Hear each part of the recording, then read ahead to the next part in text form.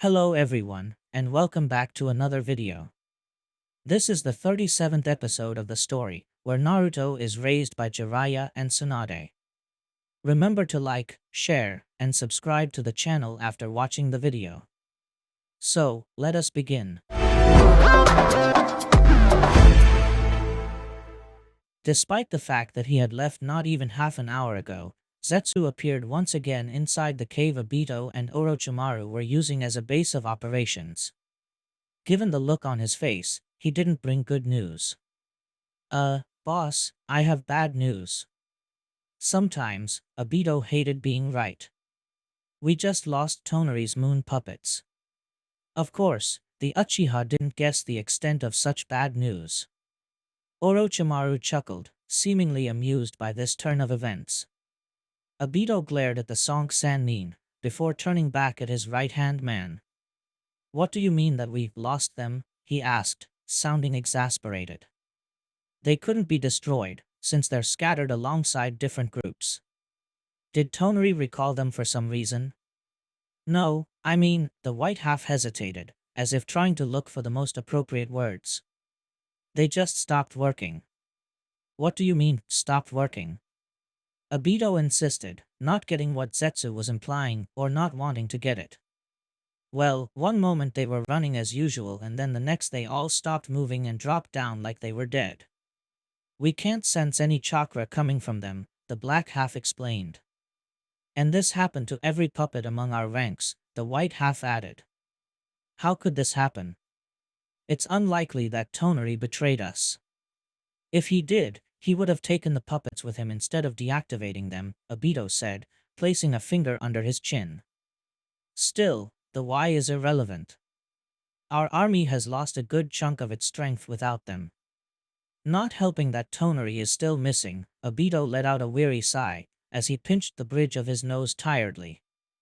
We need to find that secret island as soon as possible. How is the search going on? The winged Zetsu are still looking. The sea around the land of lightning is extensive, and the weather can be a hydrance, White Zetsu said in an apologetic tone. Send more to help them with the search. We can sacrifice some of our aerial strength, Obito ordered, before he turned at the snake Sannin. Orochimaru, do you have any more reanimations in reserve? A few. Do you want me to send them to the front? Orochimaru asked. Yes. Quality over quantity, though. Send a few of your strongest, Obito told him. Orochimaru grinned in anticipation. As you command, Obito-kun. If we're able to keep the alliance distracted for enough time, winning the war won't be a problem, Obito said. Moon Golden will reincarnation explosion. Tonari's 8 truth-seeking balls merged into a golden sphere that exploded in the form of a thick energy beam aimed at Hinata.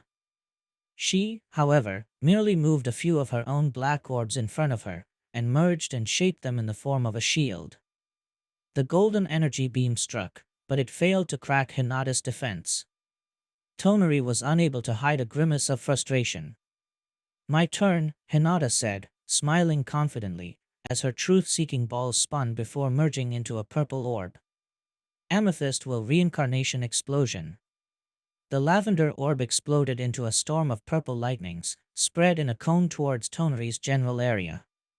The Otsutsuki tried to use his own truth-seeking balls to block Hinata's attack, but they were destroyed after taking a few lightning strikes, forcing the white-haired man to flee from the incoming storm, dodging them as well as he could. I can use truth-seeking balls to nullify all your attacks, Hinata began. But thanks to my senjutsu, you can't do the same. Surrender already, Tonari. I just showed you you can't defeat me. However, confidence quickly returned to the Otsutsuki, as so did that condescending grin he often had on his face, as he resummoned his 8 truth-seeking balls. Please, you underestimate me. Yes, your new powers provide quite the obstacle to overcome. Tonari made a hand seal, and his black orb started to glow with a green light. But any obstacle can be overcome with enough creativity. Emerald reincarnation explosion. The glowing green spheres launched forward, and Hinata prepared to block them, keeping her guard up just in case it's a distraction of a trick. And indeed, the flying orbs passed by her at high speed. What the? Hinata asked, as she directed her sight to her back, and saw that they were going straight towards the rest of the Moon Squad, which were flying away on size ink birds. No. Hinata quickly flew in the same direction, sending her own orbs to the green ones, making them detonate prematurely. 3, 4, 5.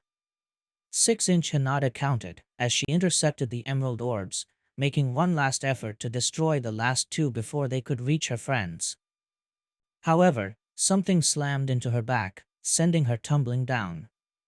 She then realized that it was Tonari who attacked her from behind. However, her mind wasn't on Tonari, but on the remaining truth-seeking balls that were about to detonate near the rest of the Moon Squad. That is, until another flash of green rose to intercept them. Senjutsu Susanoo. Shursui jumped from the bird he was sharing with one of the Hyugas, and formed his Susanoo as fast as possible. His drill spear appeared on the chakra construct's hand, and used it to destroy one of the two emerald orbs. The other detonated before it could be destroyed, forcing the Uchiha to use his Susanoo to shield the other from the incoming explosion. The explosion made the green chakra construct burst as if it were a balloon, sending Shursui flying backwards. Fortunately, one of the ink birds flew towards him and caught him with its talons. Good job, Shursui-san. Nice save there. Takuma shouted. Thanks. But I doubt I'll be able to do that again. So we better move, the Uchiha replied. Tonari tried to attack them again, but was swatted away by a gigantic purple hand made of chakra, completely by surprise. Looking down, the Otsutsuki saw Hinata had projected a giant purple arm made of chakra from her palm. As the rest of the squad flew away, Hinata quickly recovered and placed herself between them and Tonari, so the white-haired man couldn't harm them again. She fixed the Otsutsuki with an angry glare.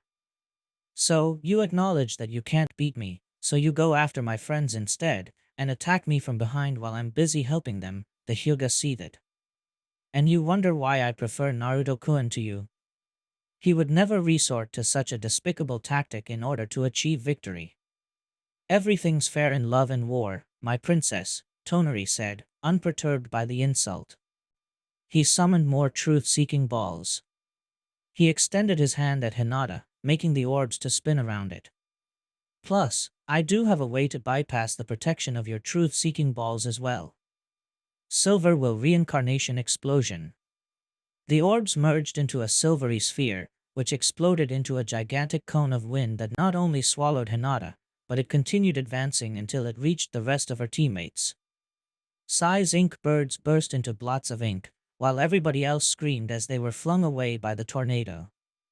I need to keep everybody close to me, Hinata desperately thought, as she projected two giant arms of chakra, which in turn split in two, grabbing several of her teammates, and using her telekinetic powers to pull the ones she was unable to catch close to her.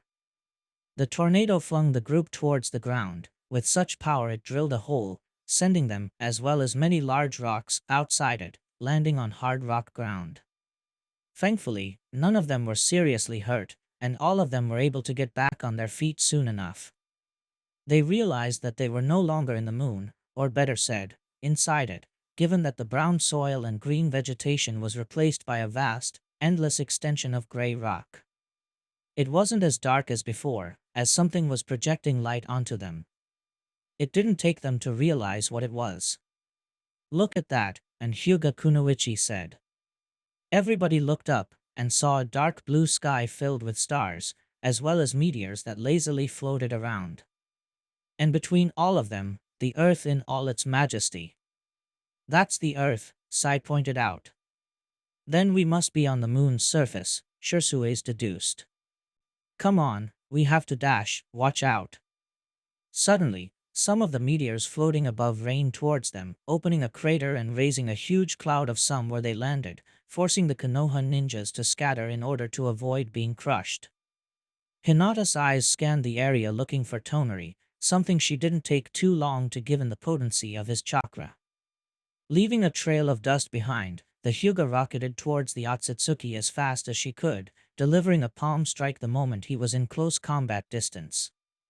Unlike the previous time, Tonari was able to block and parry her attacks. Even if he was being pushed backwards, he was able to deliver a couple of counterattacks as well. The two of them continued their aerial struggle. For any onlookers, it might look like a purple flame clashing and chasing a turquoise one, producing shockwaves and thunderclaps every time they crashed. However, there were intricate moves and skilled martial art blows being traded with each clash. Still, it could be garnered that the purple flame appeared to be the stronger party, as it constantly put the turquoise flame on the run. From time to time, Hinata would generate a giant chakra arm in order to squash Tonari with, but after that first strike, Tonari learned to see those attacks coming and how to avoid them, much to the Hyuga's frustration. While admittedly hand-to-hand combat isn't my forte, we Otsutsuki are no strangers to the gentle fist, the white-haired man said, smiling in a condescending manner, as he jumped back from a palm strike. And I'm a very fast learner. You won't catch me off guard again. Hinata delivered another palm strike, and projected yet again another giant arm of purple chakra. In a fraction of a second, Tonari sidestepped and rushed towards the apparently wide-open Hinata, but that moment, the arm of chakra split into two arms of similar size, the second arm stopping Tonari in his tracks.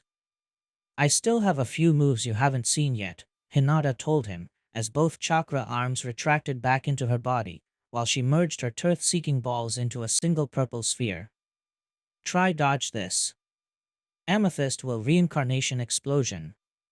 Tonari braced for the attack, but much to his surprise, Hinata threw the orb high into the sky, where it exploded into a mass of lightning bolts that quickly rained down upon him, forcing him to jump from one side to another constantly. Very clever, my princess, Tonari praised, his smile unwavering, much to Hinata's discomfort.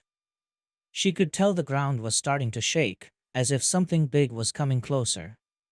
But I already have the perfect counter. That moment, a gigantic stone statue of what appeared to be Hamura Otsutsuki emerged from behind a large rock formation. The statue was just the upper half of the body, and two grotesque oversized arms. Tonari was covered under the statue, which acted as a shield for the Otsutsuki. With every lightning bolt, the statue lost of a chunk of rock and stone, but if Tonari was worried, he didn't show it. Hide behind that statue all you want. I'll destroy it and you won't have anything to use as a cover, Hinata said. Tonari's smile widened, much to her first ration and worry. Oh, that's where you are wrong, my dear princess. Observe.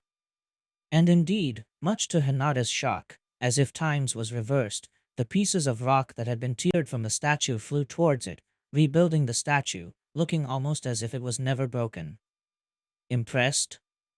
You should be, Tonari said, as he flew from under the statue. Now go, my golem. Crush my enemies. The statue let out a deafening roar, before dragging its body forward, leaving a wide furrow behind. Hinata floated back, a little unsure of what to do. She was confident she could beat Tonari, but with that unkillable giant statue helping him, she wasn't so sure anymore. Still, defeat or surrender wasn't an option. I thought I didn't have to use this so soon, but guess I have no choice, Hinata solemnly said. Hinata clapped her hands together, and focused her chakra into a single point, and molded it. After a few seconds, she spread her arms with her hand completely opened, releasing all the chakra she has been manipulating. At first, a pair of giant purple chakra arms projected from her palms, growing bigger as they moved, before they split in two as well. Similarly, giant chakra legs of the same color grew from her actual legs. The arms and the legs were soon connected by a torso that appeared from Hinata's body, and from the torso's upper part, a neck and a head formed.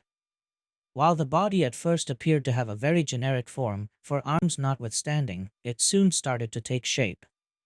The legs and rear became a little curvier, as so did its chest. A long loincloth skirt formed around its pelvis, and extended down all the way to its ankles. An elegant top appeared around its chest. Vambraces formed around all four of its forearms, and leg guards appeared on its ankles. Lastly, a female face that resembled an older version of Hinata appeared on its head, while long dark hair fell down her back. Two small horns grew on its forehead, while a headdress shaped like a fan with flowers around it formed on its head. Lastly, the humanoid construct opened its eyes, revealing two orbs of white purplish light. And floating inside its head, there was Hinata. She made a hand seal, and two shadow clones appeared beside her. They immediately sat in the lotus position, and like Shui did before, began to collect nature energy and channel it through the chakra construct. Sage Art, Avatar of Kalika. The avatar's feet touched the ground, producing a soft thud, and its four arms moved, adopting a fighting pose. After Hinata finally completed her ultimate jutsu, everybody, friend and foe alike, couldn't help but watch in awe at the sheer magnificence of the Hyuga clan head's chakra construct, which irradiated both power and beauty. It was still smaller than the statue of Hamura, but big enough to be a match to it. Man, and here I thought that there was nothing like the Susanoo, Shui said, chuckling good-naturedly. That giant avatar of chakra, Takuma began, narrowing his eyes at it. It seems familiar. I swear I saw it somewhere, but I can't put my finger as of where. Wordlessly, Sai pulled out his sketchbook and started to calmly flip its pages until he found what he was looking for. That's because we did, the pale boy said, showing the picture to everybody. Much to their shock, it was an almost perfect copy of the avatar of Kalika. There were some statues like that in the temples we visited during our initial exploration, Sai explained. And from what I could hear from the moon acolytes, they had some statues like that as well in their previous home. Yes, now I remember, and Hyuga Kunoichi said. The acolyte said that that's how Kalika was represented by the ancient Otsutsuki. They forgot what was the meaning behind the four arms and the horns. Now it's obvious those statues weren't of her specifically, but of her chakra avatar. Tonari was also looking with his mouth agape at the avatar of Kalika. After a few seconds, he was finally able to regain his composure and ask a question. Just what is that? Tonari asked, unable to completely shake off the sense of amazement. I studied all the knowledge my clan gathered about the Tenseigan, and no such thing was ever mentioned. Because the main house Otsutsuki made sure that no such knowledge fell on the wrong hands, Hinata replied. Behold the avatar of Kalika, created by Hamura's eldest daughter as a way to counter Indra's Susanoo. Tonari's condescending smirk returned to his face once more. I must admit it's pretty impressive. But I have the same power as you do. I don't know how, but I'll figure a way to replicate that avatar. I find that unlikely. The avatar of Kalika can only be created with Senjutsu chakra. Tenseigan or not, this is something you won't be able to do unless you master Senjutsu and become a sage like I did, Hinata said. And do you know who taught me Senjutsu? Tonari frowned a little, appearing uninterested. No, but I'm sure you're going to tell me. Hinata smirked widely, ready to savor this moment. My boyfriend, Naruto Uzumaki, taught me how to become a sage. It's thanks to him that I'm able to harness this power. That's one of the many, many ways that Naruto is superior to you. Hinata could see the second Tonari snapped, his smirk disappearing, replaced by a snarl of fury, as a scowl developed on his face. I'm tired of hearing you talk about that boorish blonde. I'm going to make sure that not only is he wiped out from the face of Earth, but that you won't even utter his despicable name ever again. Tonari yelled, his blood boiling with rage. Attack, my golem! The statue of Hamura let out a thunderous roar, and dragged itself towards Hinata, Tonari floating above it. Hinata commanded her avatar to move and meet the stone giant in the middle, its footsteps producing booming sounds. Once it reached close combat distance, the statue lifted one of its massive arms and brought it down towards the avatar of Kalika. Hinata motioned the avatar to lift its two upper arms, and caught the stone arm before it could hit the chakra construct. Still, the force and momentum of the arm pushed the avatar back, which dug its feet into the ground to remain still. Hinata made several hand seals. Lightning release, double thunder palm strike. The hands of the avatar's lower arms crackled with electricity before it thrust them forward, hitting the statue in the face. There was a flash of purple lightning followed by a thunderclap. Electric bolts flew everywhere, and the statue, its face cracked, was pushed skidding backwards. Before the avatar could move in order to continue the assault, a storm of green chakra projectiles rained upon the giant chakra construct. Directing her sight upwards, the Hyuga clan head saw Tonari floating above her, his hands aiming down, firing green blasts at her. Hinata could feel how the blasts were slowly but surely breaking the avatar. She then sent all her truth-seeking balls outside, and formed a dome above the avatar, protecting it from the emerald assault. The dome wasn't big enough to protect the whole avatar, but it did block most of the attacks. Tonari smirked. "You fell in my trap." The white-haired man sent his 8 truth-seeking balls at the avatar of Kalika, flying past the protective dome, placing them at several points of its body, before they detonated. The chain of explosions made the avatar stumble backwards, as it was engulfed in several clouds of smoke. However, when the smoke of the explosions vanished, the avatar only had superficial damage, which Hinata easily repaired by directing more Senjutsu chakra into it. Tonari's smirk vanished. "Let me guess, you defeated Shisui-san Susanoo with that attack, and expected the same result with me?" Hinata asked, smirking back at him. "It was merely a test to see the durability of that avatar of yours," Tonari replied. "Because make no mistake, sooner or later, I will crack it." "I'd like to see you try," Hinata replied, scowling at him. "Is that an invitation, my dear?" Tonari said, as his smile returned to his lips. "Because I think I'm going to take it." Ground vibrations alerted Hinata that the statue of Hamura had already regenerated, and was once again charging towards her, its pace much faster than the first time. Tonari elevated above them, and made a hand seal. More asteroids were pulled from above them, and rained towards Hinata. The Hyuga made a couple hand seals. Lightning release, quad lion fists. The avatar's hands clenched into fists, as they were engulfed by balls of amethyst fire. The fire-like chakra took the shape of lion heads, purple lightning crackling around it. Despite its colossal size, the avatar of Kalika moved rather nimbly, causing small tremors with each step or jump it took to dodge the incoming meteors, and smashing to pebbles the one it was unable to dodge with its lion-shaped chakra fists. When the statue jumped at it, the avatar used its building momentum to deliver such a devastating blow to its face that the statue was shattered completely, breaking down into thousands of small rocks, scattered away by the shockwave created by the impact. This time, Hinata was expecting for Tonari to attack while she was busy dealing with the statue.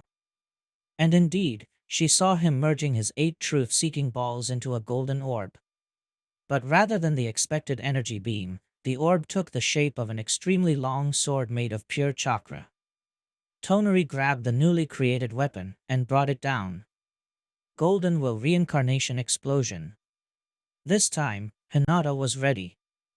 She made the avatar spin on its heels to meet the falling blade, and raising its upper arms, the lion chakra fists were still active, caught the blade before it could hit the avatar's head. Hinata reflexively tried to counterattack with the construct's lower arms, but due to the length of the golden sword, Tonari was too far away to reach him. And she could see thousands of small rocks gathering and reforming into the shape of the Hamura statue. It didn't take long to realize what was Tonari's plan. As if he read her mind, he pushed down the golden sword with even more force.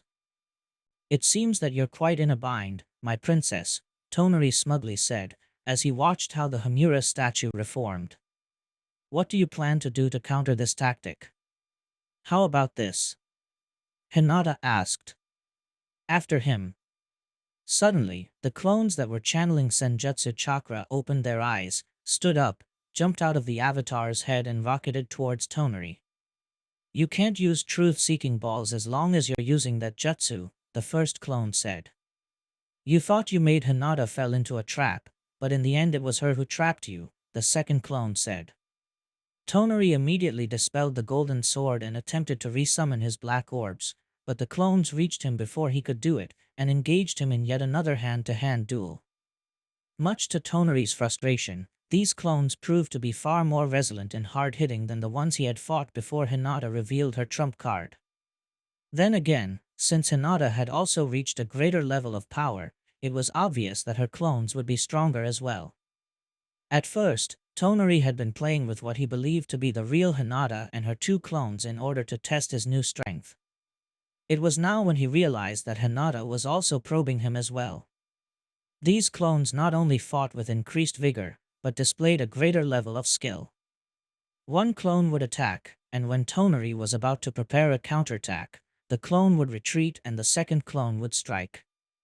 Even with the peripheral vision, it was increasingly hard to keep his attention on two targets that were so vicious. He attempted to resummon the truth-seeking balls, but was interrupted any time he tried to do it, the last one being particularly brutal. Lightning release, thunder palm. One of the Hinata clones slammed her electrified palm into Tonari's face, sending the Otsutsuki hurling backwards. Heavenly spin. The second clone, placed behind Tonari, began to spin mid-air, turning into a rotating sphere of chakra the moment Tonari crashed into her.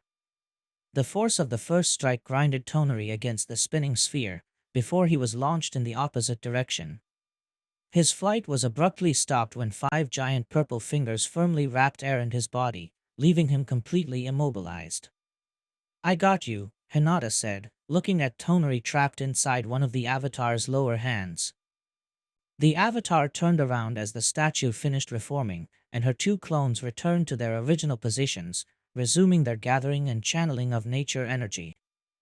The statue let out yet another roar, as it charged forward. "Tell that thing to stop and lie down," Hinata shouted at Tonari. "As long as I'm in danger, it will never stop attacking," Tonari replied. "And neither will I." Once again, lion-shaped chakra fists formed around the Avatar's upper hands, ready to welcome the stone monster with a devastating punch. However, the statue halted its charge midway, rose its arms, and slammed them into the ground with as much force as it could gather. The result was a violent quake, followed by multiple cracks quickly spreading towards the purple four-armed giantess, throwing massive chunks of earth and stone forward. While she was surprised by such maneuver, Hinata didn't falter, and made the Avatar destroy the stones raining upon it with powerful and precise punches. Still, it was unable to catch some of the smaller stones, which hit it with a surprisingly deceptive force despite its size. The giant chakra construct fumbled backwards, and for a brief moment, loosened its grip on Tonari. That brief moment, however, was all what the Otsutsuki needed. He bore at his hands together in the form of a hand seal, and his Tensigan chakra cloak exploded in a gigantic blaze of turquoise fire, consuming the purple hand, leaving the white-haired man once again free. "No!" Hinata shouted, as she tried to catch Tonari again, but without being disoriented first, the Otsutsuki proved to be too fast for the lumbering chakra colossus, and easily evaded its hand. The Hyuga clan head was forced to direct her attention back to the Hamira statue, who was once again charging towards her, this time showing no intention of stopping. It lurched at the Avatar, which caught the golem mid-air by its massive arms. "Does this thing ever give up?" a first-rated Hinata asked. "No, it doesn't," Tonari replied, smiling in satisfaction, as he floated over the two of them. "This golem is something my family created to destroy the main Otsutsuki family, and it earned us a good share of victories. It used to be linked to the energy vessel, but since I absorbed it, the statue is now linked to me. It will fight tirelessly and without pause to defeat my enemies. No matter how many times you destroy it, no matter how small are the bits you reduce it to, it will always rebuild itself to its original form.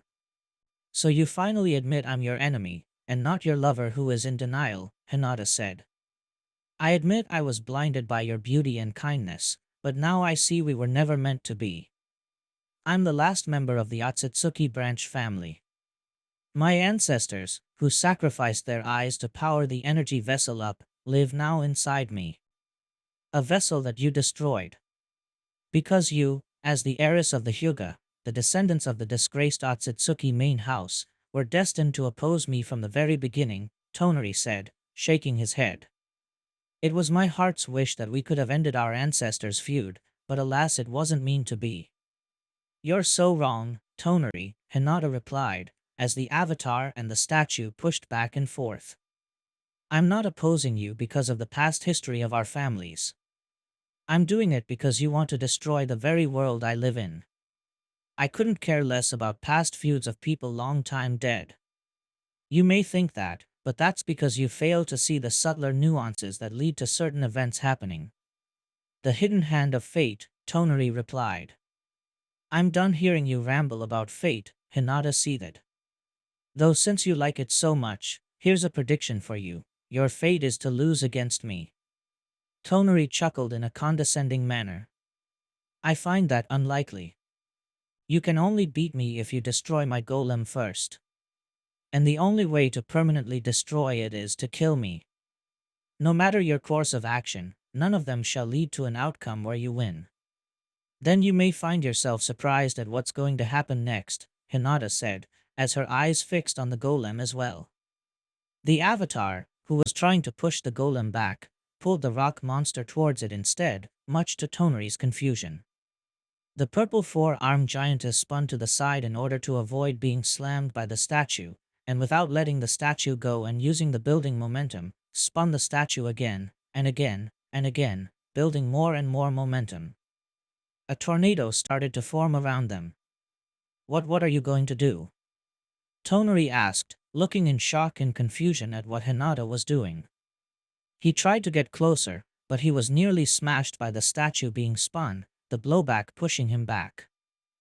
The avatar was spinning so fast while keeping the statue firmly held, they began to look like a purple and grayish-brown blurry tornado. And then, the avatar stopped all of a sudden, and launched the statue into the dark sky above them. The golem roared, as it flailed its oversized arms trying to hopelessly get back to the moon. However, the rock monster became smaller and smaller, until it could no longer be seen anymore, being lost forever in the vastness of space. Needless to say, such display left all the onlookers speechless with their mouth agape. Tonari included. He opened his mouth to say something, but only incoherent noises came from it. And done. Because of the moon's much lower gravity, I've been able to launch it much higher than if we were on Earth. I might not be able to permanently destroy it, but I doubt it will be much of a bother now, Hinata said after the avatar of Kalika stopped spinning. Surrender now, or you might follow its fate. He began, stammering. The statue of Hamura, how did you? Tonari didn't have time to dwell on his confusion and astonishment, as the avatar of Kalika stomped its way towards him. He flew out of the way just in time to avoid being grabbed again. The current situation snapped the Otsutsuki back to his senses, as rage began to overpower his fear and amazement. You surely want to take everything away from me, don't you? Tonari seethed as he narrowed his eyes at her. You want to take everything away from us, Hinata fired back. You helped Akatsuki kill countless people, and many more that will die. The world of the Sage of the Six Paths isn't worth saving. If the ninja nations weren't forced to join forces against a bigger threat, they'd continue trying to kill each other, Tonari insisted. That's how you justify the blood of the innocents dripping your hands? Hinata furiously retorted. They were doomed to die one way or another. Their deaths at our hands at the very least will pave the way for a better world. No world that needs the death of innocents to come into existence can be deemed as better by any stretch of the imagination. Hinata replied, as she started to make hand seals. Sage art, lightning release divine lightning. The avatar aimed its upper hands at Tonari, and multitude of purple lightning bolts shot from each of its fingertips in a wide cone. Tonari, meanwhile, charged his truth-seeking balls with chakra, making them glow green, and started to spin them around himself as he moved, creating a makeshift shield that deflected the lightning bolts. The orbs alone might not be able to nullify your jutsu, but the rotation make them more effective at reflection, Tonari said with a smirk. I thought about it when I remembered your heavenly spin. And that's not the only page I'm going to take from your book. Silver will reincarnation explosion. Tonari's truth-seeking ball started to spin before merging into a silvery energy ring that exploded into a powerful tornado, swallowing the avatar of Kalika. Tonari started to move his hands upwards, making the tornado to change its angle so it faced upwards. He plans to hurl me into space like I did with his statue. Hinata quickly realized, as she commanded the avatar to crouch and use its 4 hands to anchor itself to the ground. Still, the wind carried a lot of power, and slowly pushed the giant chakra construct back, threatening to lift it. Thinking what she could do, Hinata sent her truth-seeking balls towards Tonari, but when they were almost caught in the massive wind vortex, Hinata was forced to recall them. What can I do? None of my attacks are fast enough to overcome a gale of this potency, she thought in desperation, as the avatar struggled to stay attached to the rocky ground. I'll need something faster than then. Suddenly, a realization hit Hinata. She reached her ninja tool pouch, and pulled out the collapsible chakra about Tenten had given her. Yes, I think this might work, Hinata said, nodding to herself, as she unfolded the bow, the seals on it glowing to life, and generating a purple string made of chakra. Hinata pulled the string, generating a chakra arrow. A bow? Seriously? That's the best you can do? Tonari loudly mocked, letting out a malicious laugh. Perhaps you weren't as skilled and powerful as I had first thought, princess. Now disappear. Tonari increased the power of the wind. Cracks started to appear around the ground where the avatar was grabbing, before the wind finally teared the ground the chakra giantess was attaching to, and was sent flying into the sky. This didn't leave Hinata much of a time window. Just one shot. But I know I can do it, Hinata said, as she narrowed her eyes. Then, she loosened the string, and 2 things happened. The first one was that the arrow was released, and flew straight towards Tonari. The second was Hinata's truth-seeking balls quickly merging into an amethyst orb of pure chakra, placing itself just in the pathway the arrow would take to reach Tonari.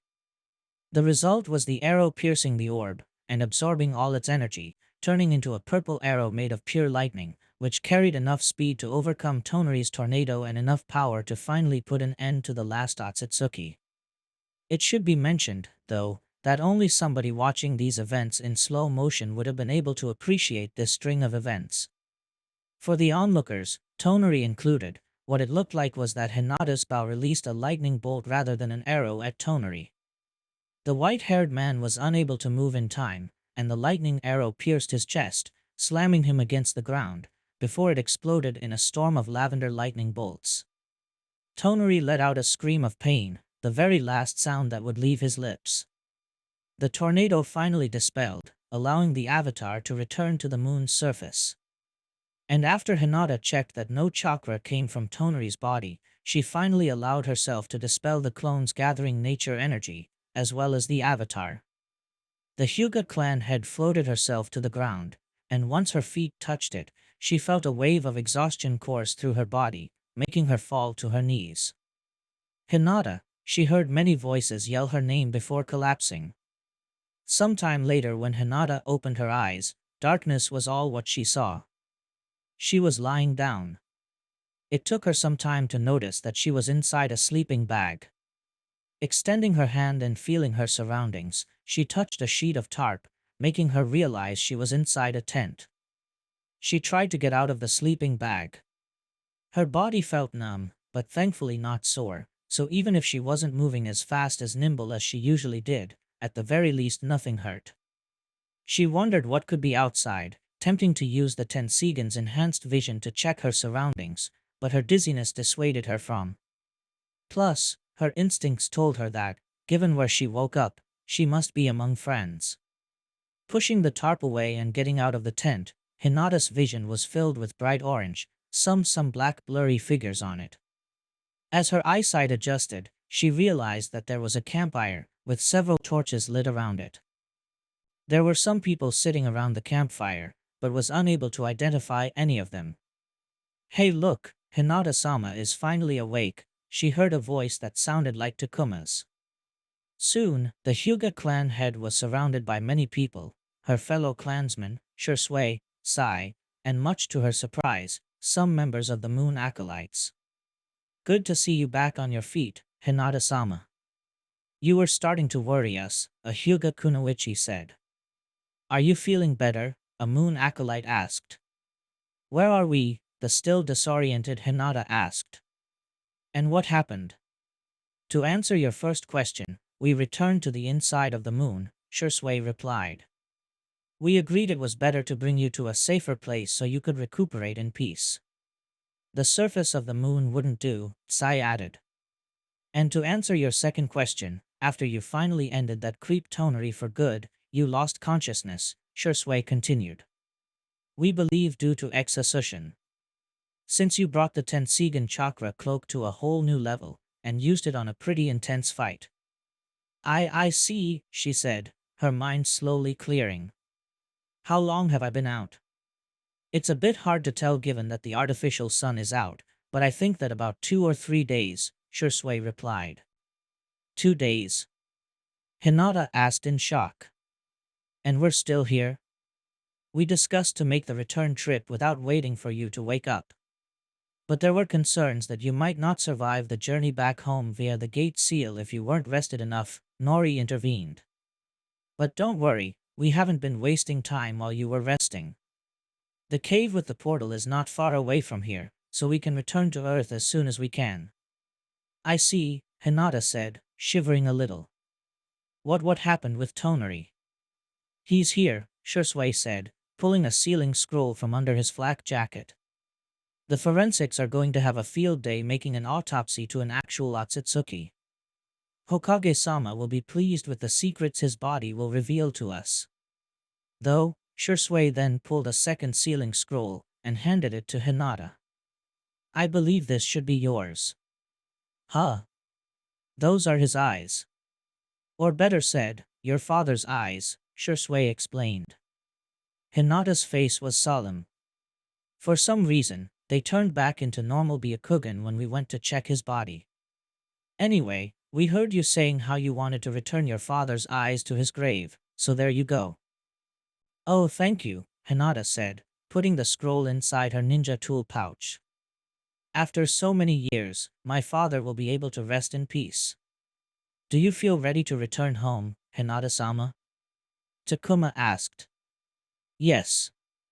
I'm feeling a little numb, but I guess that's from all the time I spent sleeping, the blue-haired young woman replied, hoping that that was the reason behind the numbness. Hopefully I can shake it by moving it a little. Awesome. Everybody, pick up the camp. We're leaving. Shursui said, clapping his hands twice. Hinata shivered a little again. Why it's so cold all of a sudden? Or it's just me. Nights didn't used to be cold here. The artificial sun is no more, Nori told her. Hence the temperature is slowly but surely dropping. That's why we had to set up so many torches, since there is no light either. Oh. That means that without light and heat, all the vegetation here is doomed to die, Hinata said with a tinge of sadness. There's nothing we can do about it, Nori said emphatically, shaking her head. The energy vessel was what allowed living beings to exist in this place. And now that it's gone, I know, Hinata nodded. I'll help the others packing the camp. You stay here and relax, we'll be home in no time. Hinata nodded as she watched Nori walking away. She sat down coarse-legged and closed her eyes.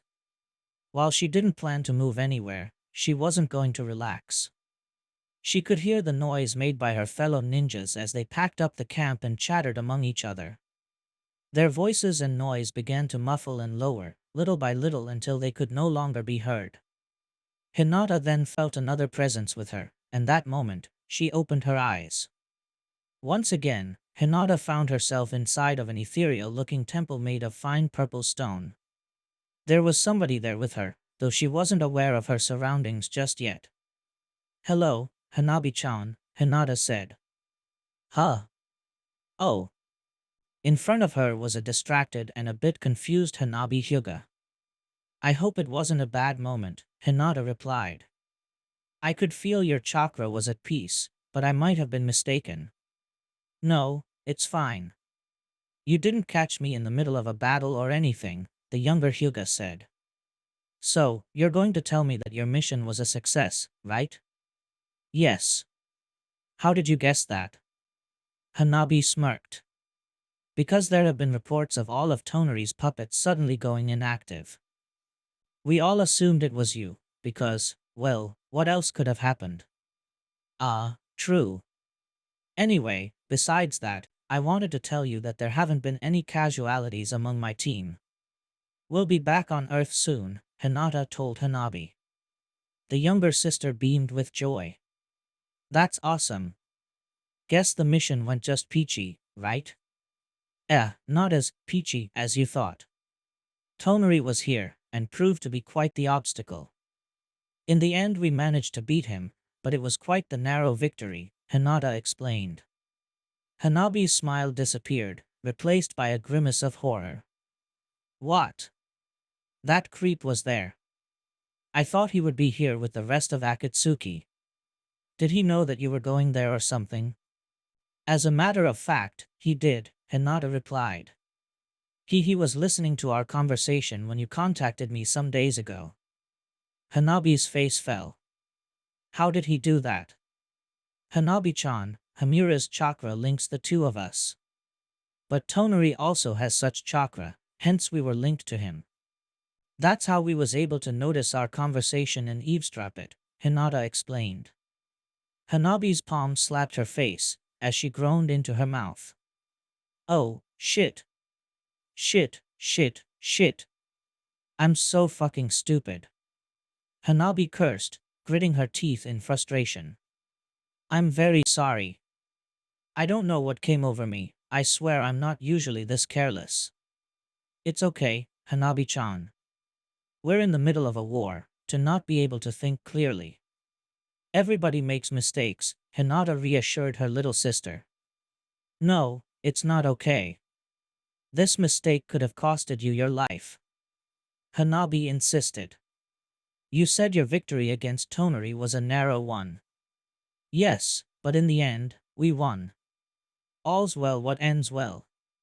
Don't fret about it anymore, okay? Hinata said, smiling warmly at Hanabi.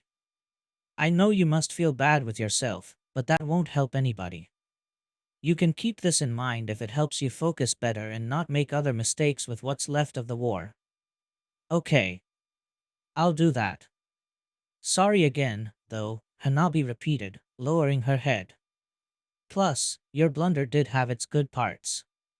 For once, it managed to keep Tonari away from the war, and now he won't be able to harm anybody anymore, Hinata said. Guess that's a good thing, Hanabi admitted. Yes, and that's not the best part. Tell me, Hanabi, have you used Sage Mode in battle? Hinata asked. Her little sister shook her head. So far, I didn't find any enemy that merited such thing. Alright. See, during my time in the moon, I've been studying a jutsu that combines senjutsu with the Tensigen chakra cloak, Hinata began to explain. For starters, by using the power boost granted by Sage Mode, you can take the chakra cloak to the next level. Really? That's awesome. Had I known that, I would have used Sage Mode since the war had begun. Hanabi excitedly said. It's not as easy as using the cloak when you're in Sage Mode, Hinata said, as if reading Hanabi's mind.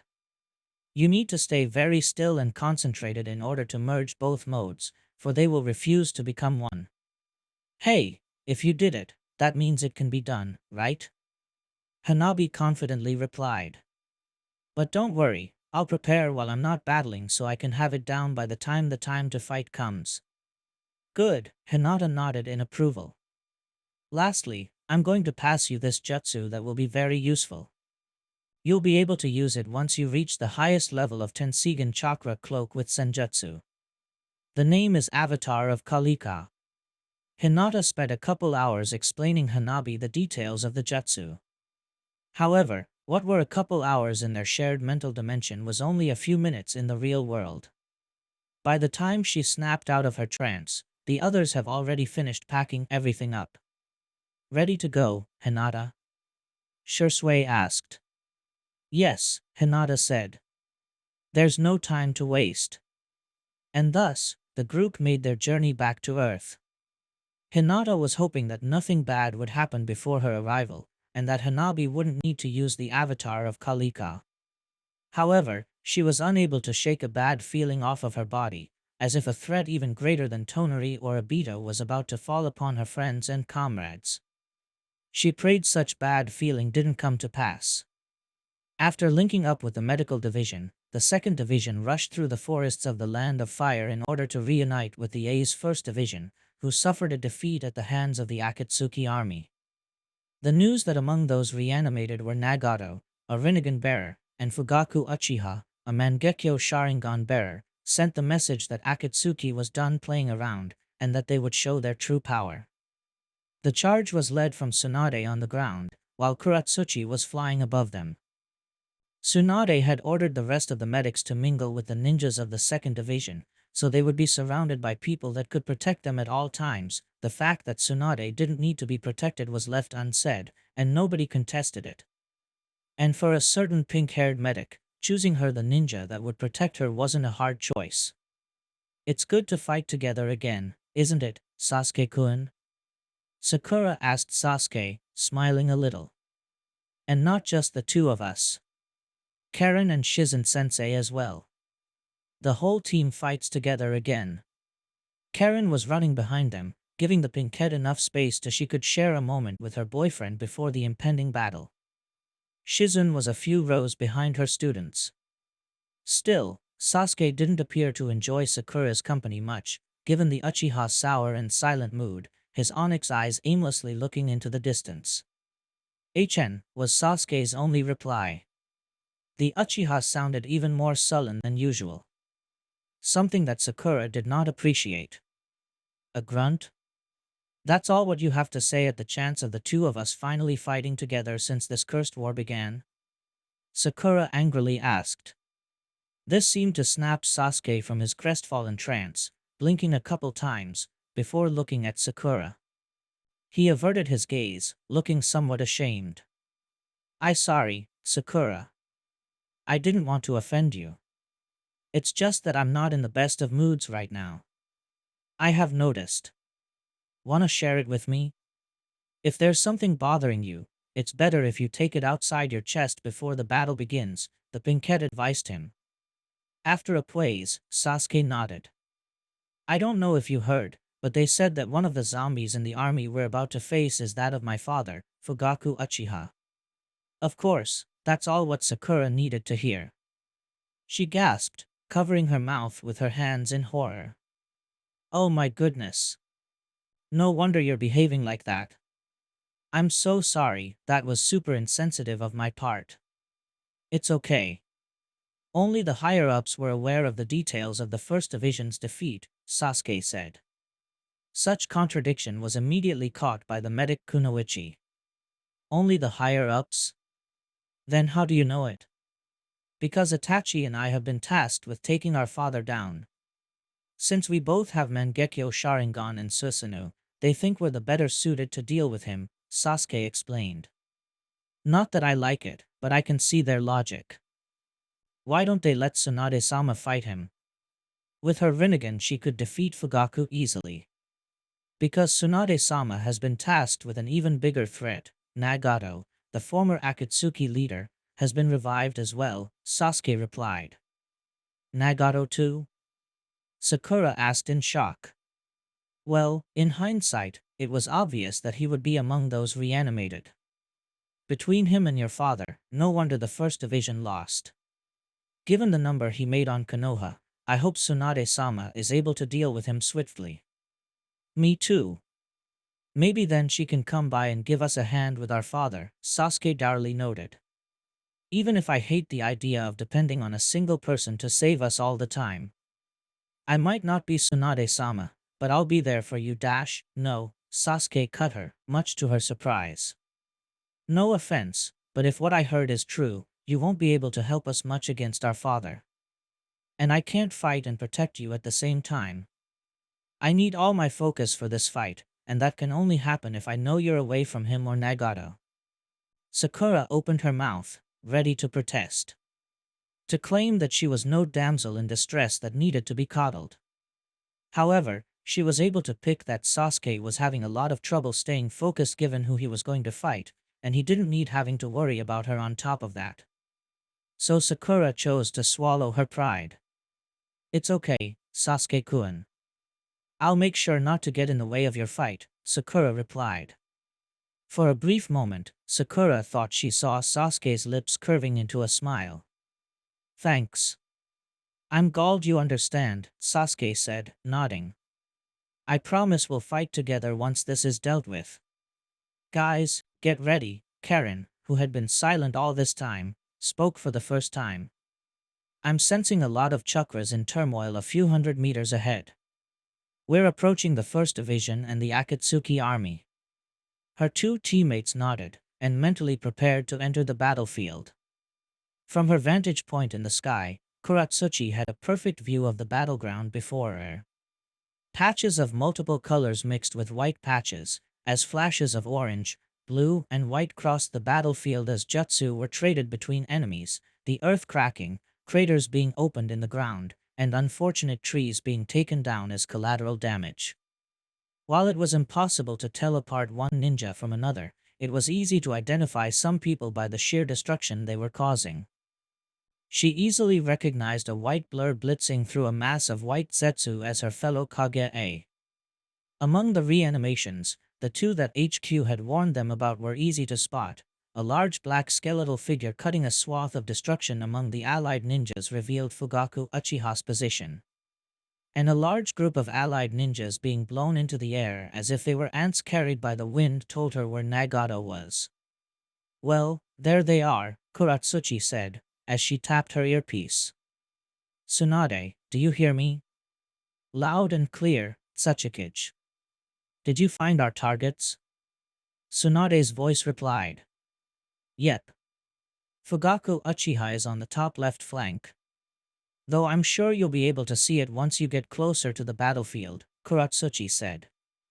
And Nagato is on the center on the battlefield, currently moving towards the bottom left. Got it. Any other targets of interest? Tsunade asked. Kuratsuchi took another glance at the battlefield to see if there were other targets that merited a quick termination when she saw several greenish-yellow projectiles flying towards her from the ground. "SHIT," she yelled, as her hands flew through hand seals. Fire release, Great Dragon Fire. Kuratsuchi exhaled a wide stream of fire that quickly incinerated the corrosive projectiles aimed at her. Looking down, she saw what she believed were sniper zetsu, taking aim at her. Kuratsuchi! Kuratsuchi! Tsunade yelled. Everything's okay. I saw what you did. Some asshole sniper zetsu wanting to bring me down. Better take care of them before they become a bigger hassle, Kuratsuchi said, as she flew down. Understood. We're going to enter and join the main group, Tsunade said. Back on the ground, while still on the move, Tsunade addressed the troops. All right everyone, we're about to link with the First Division. I want you to spread, find whoever's having trouble, and help them. Once they're safe, push back, understood, she yelled, not waiting for a response. There are two targets, both reanimations, that have been deemed as critical. The first one is Nagato Uzumaki, Akatsuki's former leader. I will face him down myself, and I'll try to push him away from the main group to reduce collateral damage. I don't want to see anybody that's not a Kage getting close to our fight, understood? If I'm overwhelmed and need help, I'll ask for it. The second target is Fugaku Uchiha. This one has been tasked to Itachi and Sasuke Uchiha to deal with. Again, don't provide any unsolicited assistance, wait for them to ask for help should they need any, or else you might get in the way. Sasuke felt a bit uneasy upon hearing that. It's not that she said that they were on their own, but the message that taking Fugaku down depended on them was clear. That's all. Stay frosty, and do your best. Tsunade finished. Soon, the second and medical divisions reached the first, joining the ensuing battle. There were many group of allies ninjas fighting white Zetsu and reanimations, most of them losing. Sasuke felt the urge to help a nearby group with Itachi appeared besides him. Everybody have their mission, and we have ours, Itachi said. Follow me, I have located father. A knot formed on Sasuke's stomach upon hearing those words, but remained silent and followed his brother's lead. Said knot became tighter and tighter as they crossed the battlefield, ignoring the many fights happening around them, until Sasuke's Sharingan caught sight of a man he hadn't seen in almost half his life. There he was, Fugaku Uchiha, in the middle of breaking an IWA ninja's neck. A Konoha ninja tried to flank him, but Fugaku turned around and made eye contact. The poor Konoha ninja was paralyzed as the Sharingan Genjutsu took hold of him, his life ending shortly after Fugaku jammed a kunai onto the poor guy's neck.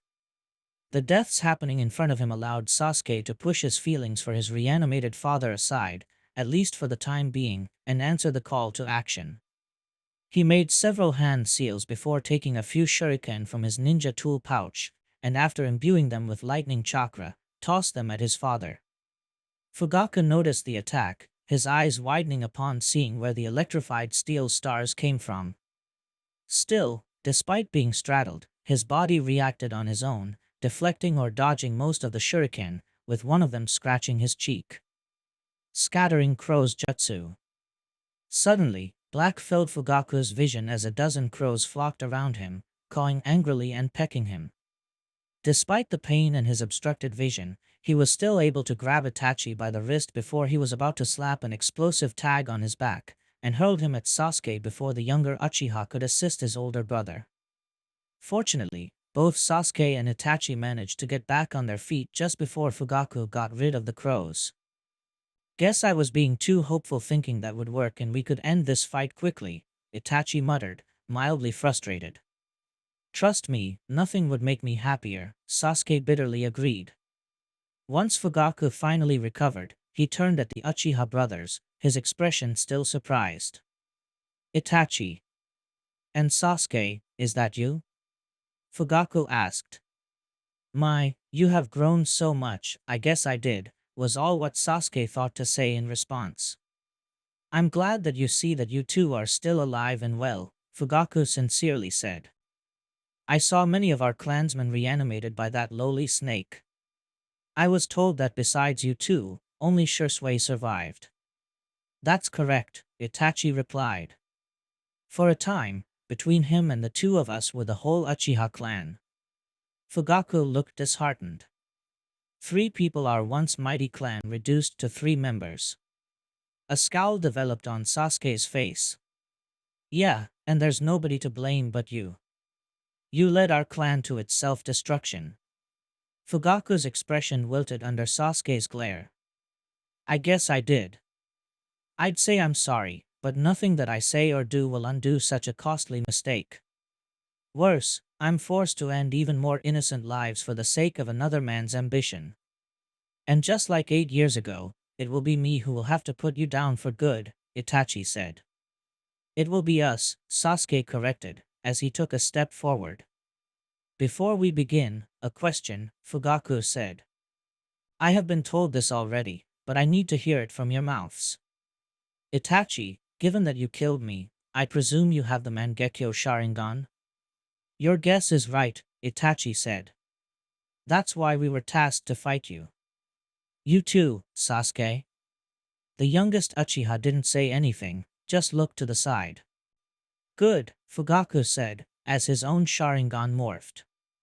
Otherwise, I doubt you'd stand a chance against me then. Ninjendo. With a swift hand move, Nagato pulled the soul out of the unfortunate Kiri ninja's body, and let it go, killing it instantly, before casually tossing the corpse aside.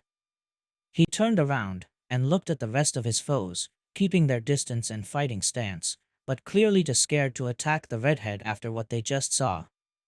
If you don't plan to attack me, then I suggest you to go away and fight somebody else, Nagato advised them.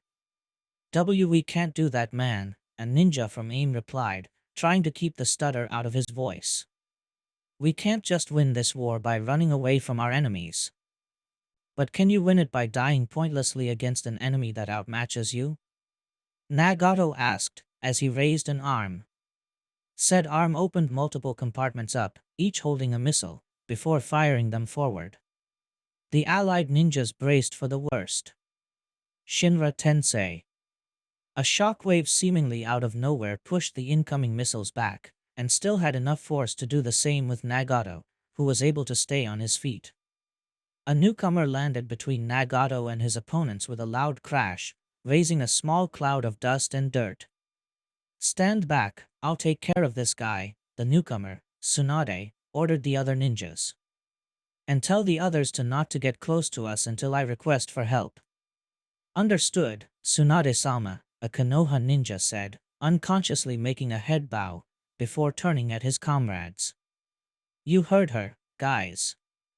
Let's find somebody else to fight. Nobody made any objections, and leaped away, leaving the slug Sannin alone with the former Akatsuki leader.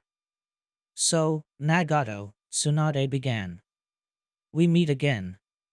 Far too soon after our last encounter, if you ask me. I'm not here out of my own free will, you know, the Uzumaki replied. Given what you just did, I assume you have one of my eyes under that patch? Did you expect that we weren't going to use your eyes against Akatsuki? Even if I didn't get this eye on a whim, it's an invaluable tool in a fight against Akatsuki, Tsunade explained. And the other? Unfortunately, your pal Obito, with some internal help, snatched it, Tsunade said. We wanted to summon the demonic statue and force it to throw the tailed beasts up, but the Uchiha bastard bonded with the statue first. Hence this war, Nagato said, nodding. What about Konan? Is she okay? The girl's fine, kid. She's fighting alongside us. You know, to make up for her past crimes and all that. Time will tell if it's enough or not, Tsunade replied. Nagato was going to say something, but his body suddenly stiffened for a second, before he started making hand seals. Tsunade, watch out. Summoning Jutsu. Nagato slammed his palm into the ground, producing a large burst of smoke, and from the smoke, a giant ox with Rinnegan eyes emerged, charging at the blonde Sannin while letting out a loud moo. The giant bovine lowered its head, trying to gore the slug princess with its horns. The Sannin, however, caught the animal by its horns, and using her monstrous strength, stopped it on its tracks. Summoning Jutsu. Summoning Jutsu. Summoning Jutsu. Summoning Jutsu. Nagato was covered by several bursts of smoke, as he summoned the giant multi-headed dog, a giant panda, a giant centipede, and a giant chameleon with a snake for a tail. Shit! Tsunade cursed. He's going to summon every possible animal linked to the Rinnegan, so I can't summon any. I need to summon some myself.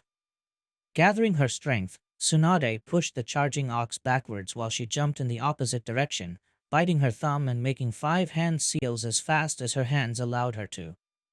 Summoning Jutsu. She felt how a giant rhino was summoned to her presence. Summoning Jutsu. A giant bird with a large, jagged beak and deformed limbs took off to the sky. Summoning Jutsu. An gigantic lobster came to her aid. She stopped, feeling that there were no more animals she could call. From the Rinnegan's summoning ability, at least. She still had the slugs, but she didn't want to summon Katsuyu until she had no other options. Good job, Tsunade, Nagato praised, even if his voice was stoic and unemotive. It would have been a shame if you let me summon all the animals of the Rinnegan. With a wave of his hand, Nagato commanded his summoned creatures to attack, Tsunade doing the same. The rhino clashed against the ox in a duel of horns, the centipede engaged in a fight with the giant bird, and the panda went to face the lobster. Which left the multi-headed dog and the chameleon with no one to fight but Tsunade herself, and launched themselves at her. Shinra Tensei. Tsunade cast a hand forward, releasing a powerful shockwave at the two incoming animals, pushing them backwards, toppling every tree they hit as they stumbled back. She then launched herself at Nagato, and reared her fist back. Shinra Tensei. This time, it was Tsunade who found herself at the receiving end of a gravitational blast, and was lunged backwards as if she was a fly being swatted away by a gigantic hand. Still, she managed not to lose her balance and land on her feet, skidding across the grass, leaving two furrows on the ground while raising a cloud of grinded dust and blades of grass. The Sannin was thinking about her next move when all of a sudden, Nagato was beside her, looking at her with a stony expression. He then grew two additional pair of arms and used them to immobilize the Sannin. I hope you can break out of this hold, because you can imagine what I'm going to do now, Nagato said, as he moved one of his original hands towards Tsunade's head. Tsunade, however, wasn't afraid. An impressive hold, indeed. Too bad I have the perfect counter. And just like Nagato did, Tsunade also grew two additional pair of arms, which she used to break Nagato's hold. The Uzumaki wisely jumped backwards before the Slug Princess had the chance to hit him in close quarters. Humph. Thanks to both having the Rinnegan, the two of us have the same ability. We seem to be at an impasse, Nagato observed. Then again, I do have the advantage of experience with the Rinnegan, not to mention a body that doesn't get tired or run out of chakra. And I have more experience in general by virtue of being a couple decades older than you are, Tsunade rebutted. Not to mention all the abilities I have that aren't related to the Rinnegan. Let's hope that will be enough to put me down for good, Tsunade. I don't wish to continue fighting for a cause I don't believe for. Enough innocents have died by my hand. Take this. Sakura delivered a combo of a straight punch and a roundhouse kick towards a trio of Zetsu clones that leaped at her, resulting in them being sent away flying. Sakura-san, be careful to your left. One is going to ambush you from underground. Niji, fighting other Zetsu near her, warned. And indeed, Sakura felt light tremors on the ground, before another white Zetsu clone burst from underground, his fingers extended as claws ready to eviscerate her. The Pinkette, however, was ready and smashed the brass knuckles she was wielding into his face, blowing his head up into multiple chunks of white flesh. Thanks a lot. Sakura told Niji, flashing a quick smile. So, how are they doing? Niji aimed his vision to his back, where Shizun and Karen were. The two women were sitting on the floor, with her legs crossed and eyes closed, and a bunch of clones around them, acting as bodyguards, preventing the Zetsu from getting close, just like Sakura and Niji were doing as well. The Hyuga prodigy could see the nature energy being drawn into their bodies, mixing with their chakra. I say they're still halfway done, Niji told her, as he stabbed his two fingers into the side of a Zetsu clone, before slamming his palm into his face. Sakura groaned. Just lovely. Unfortunately for the two young sages, Naruto's method of creating two clones and sending them away wouldn't work here. With so many battles taking place across a vast battlefield, there were no places where they could hide a clone without being attacked by a white Zetsu or a reanimation. So they had no choice but gather nature energy themselves in the middle of the battle, and let some clones and their comrades protect them until they were done. This made protecting them an extra hard job, since not only they couldn't be harmed, they couldn't even be disturbed. Plus the defenders didn't have space to fall back to if they were pushed back by the enemy. While Sakura and Niji protected them from the front and the clones from the flanks, Lee, Tenten and Guy were protecting them from the rear guard. Watch out, a big one incoming. Niji warned again. Sakura felt the ground rumble before seeing a Zetsu brute charging at them, tossing friends and foe alike to the sides if they were caught in his way.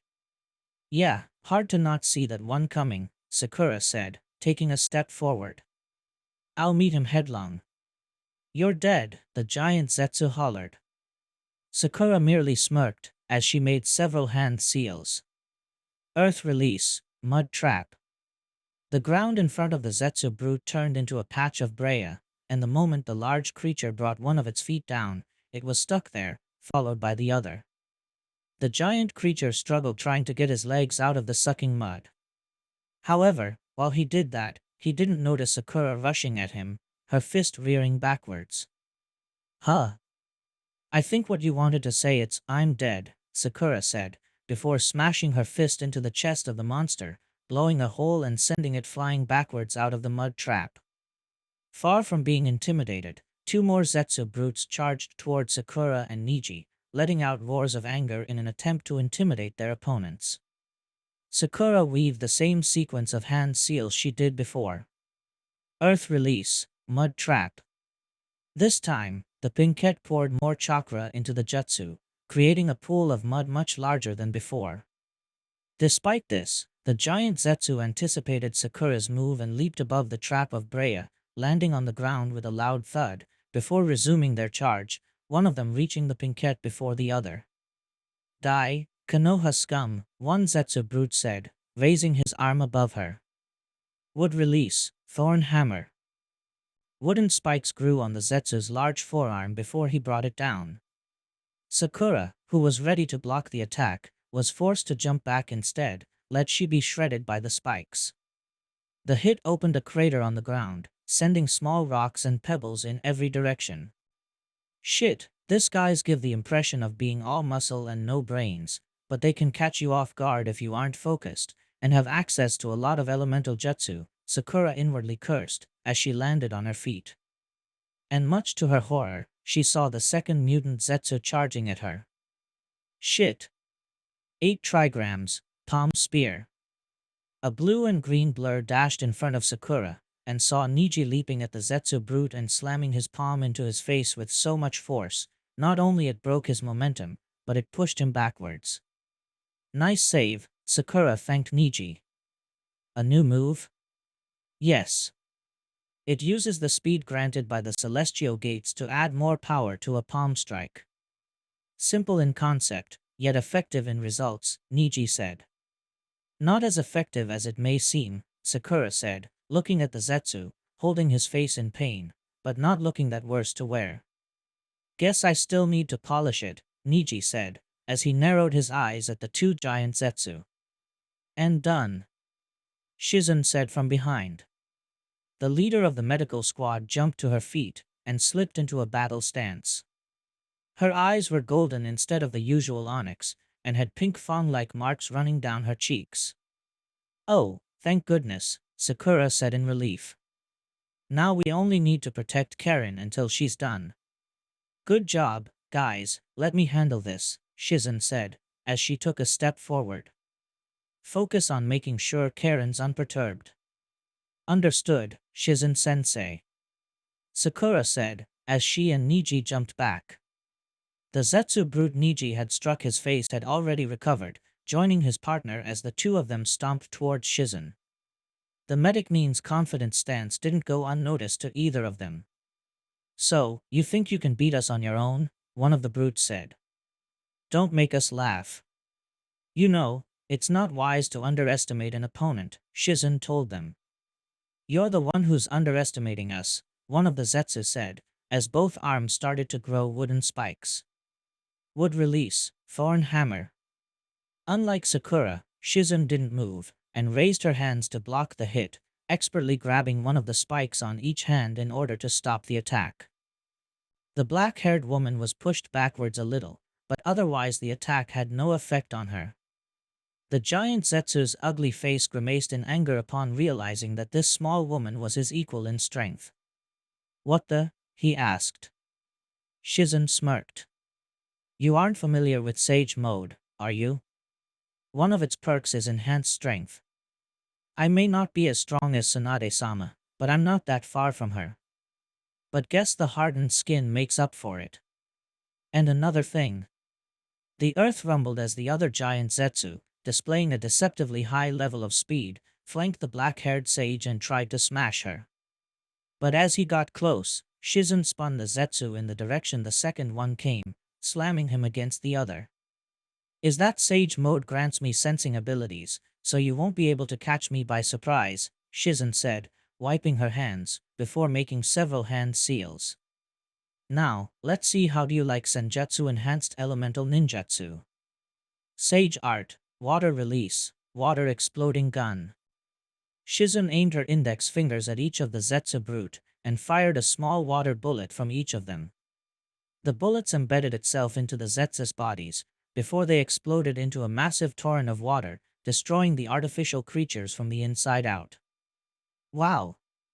Shizun beamed, looking at the result of her jutsu.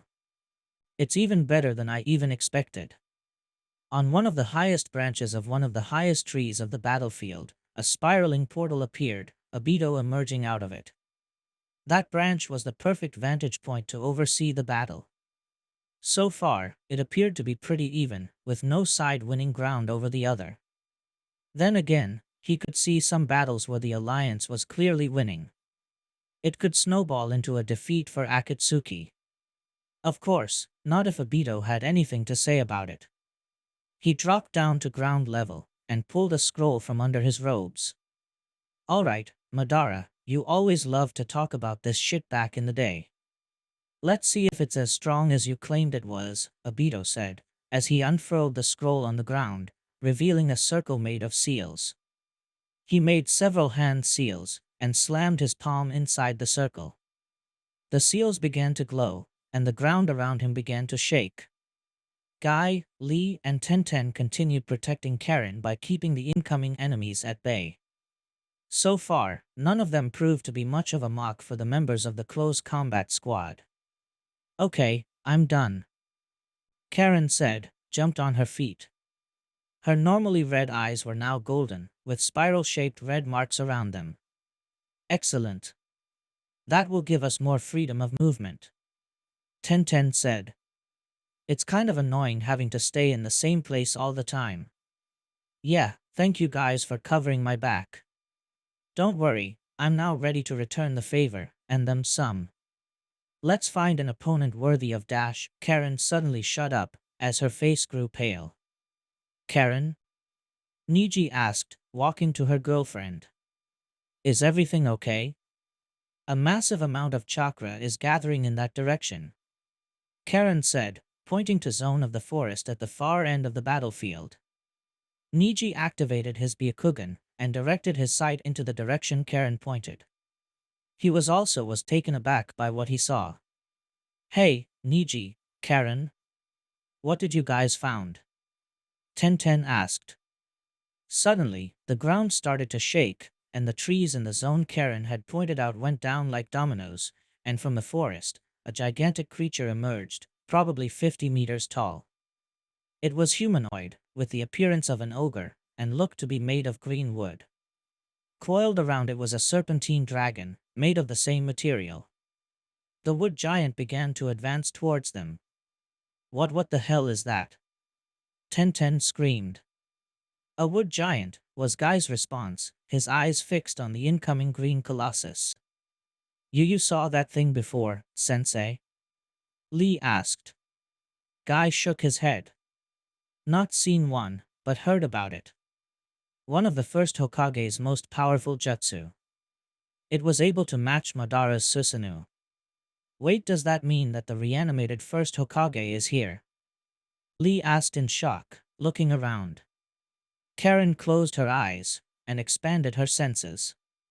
With Sage Mode, her sensing ability was even greater than before, and in no time she was able to scan the entire battleground, as well as several square kilometers worth of area around it.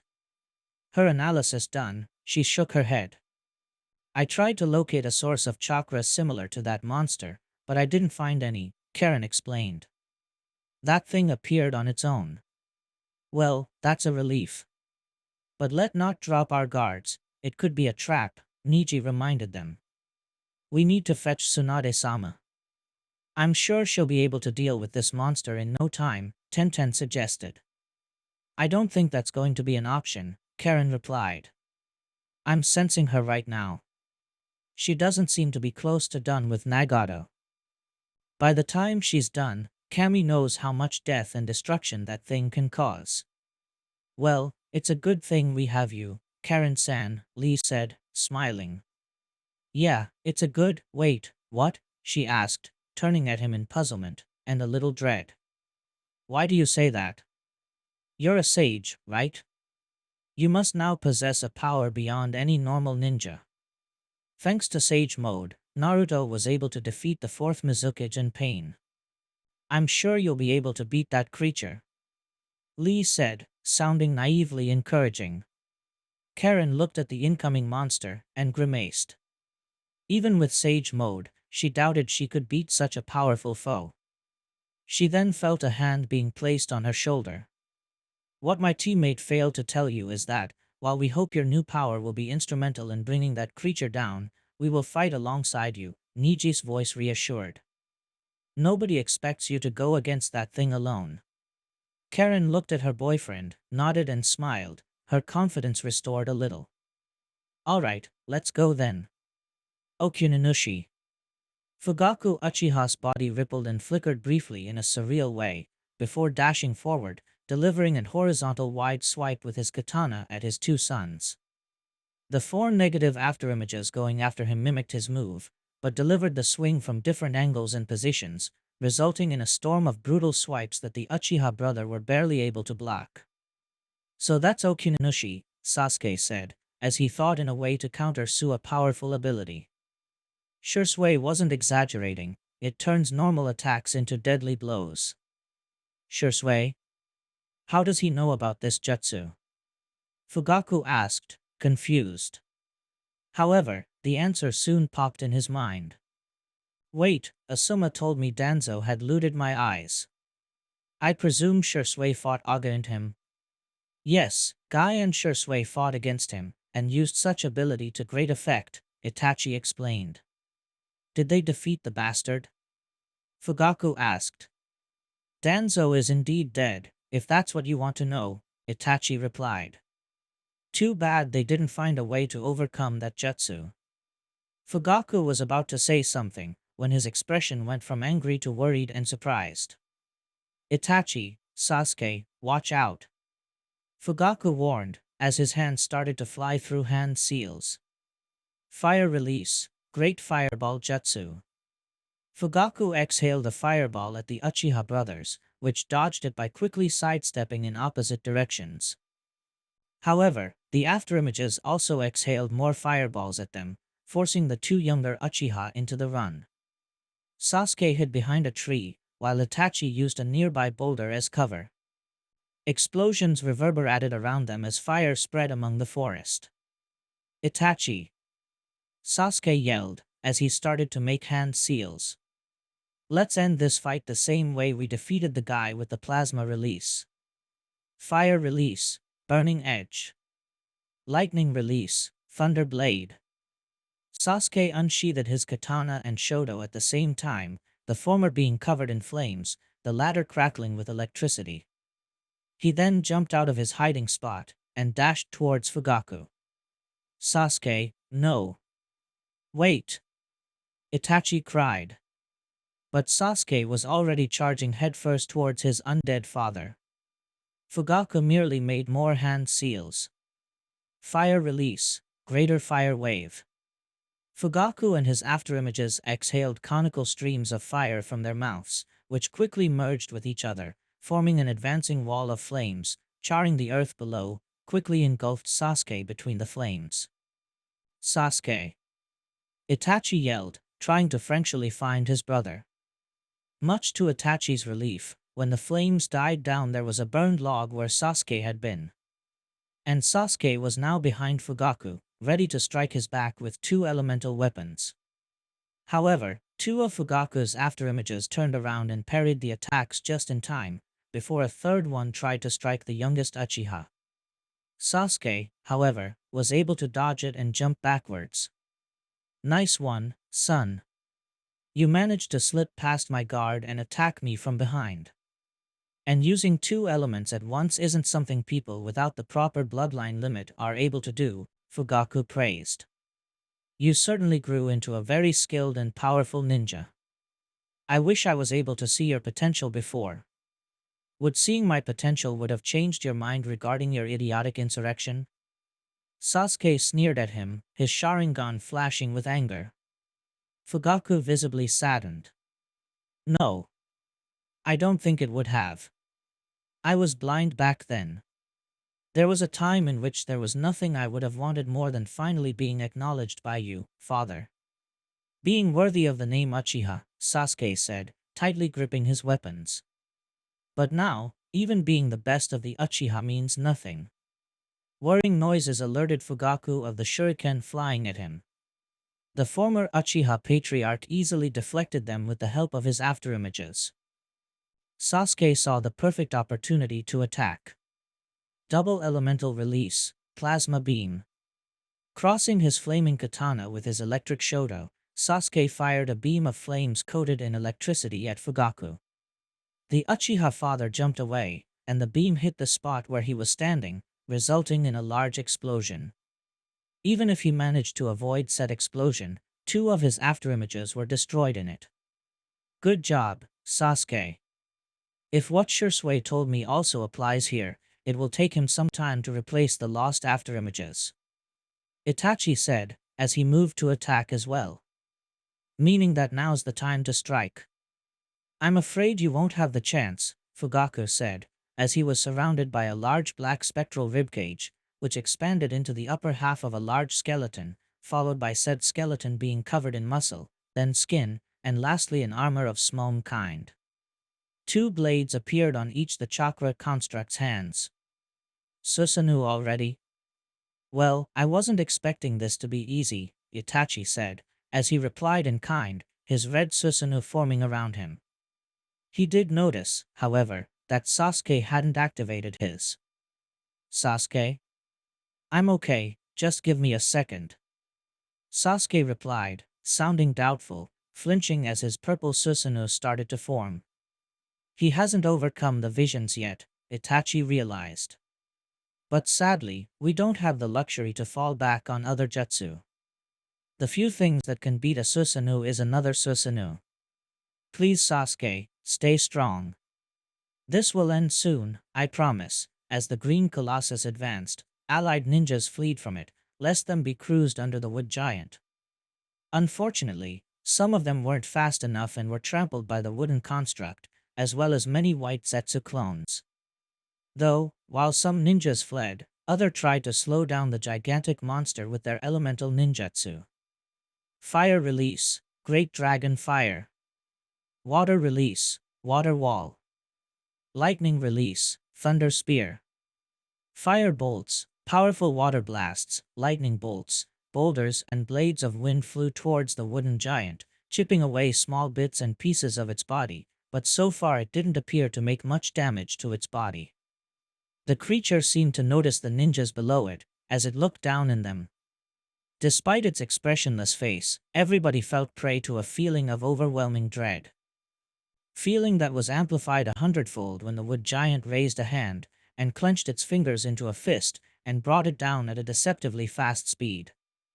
The fist crashed against the ground, cracking the ground as it was made of cheap plastic, sending large chunks of rock everywhere, flinging both allied ninjas and Zetsu clones in every direction, and producing a huge tremor that shook the entire battlefield.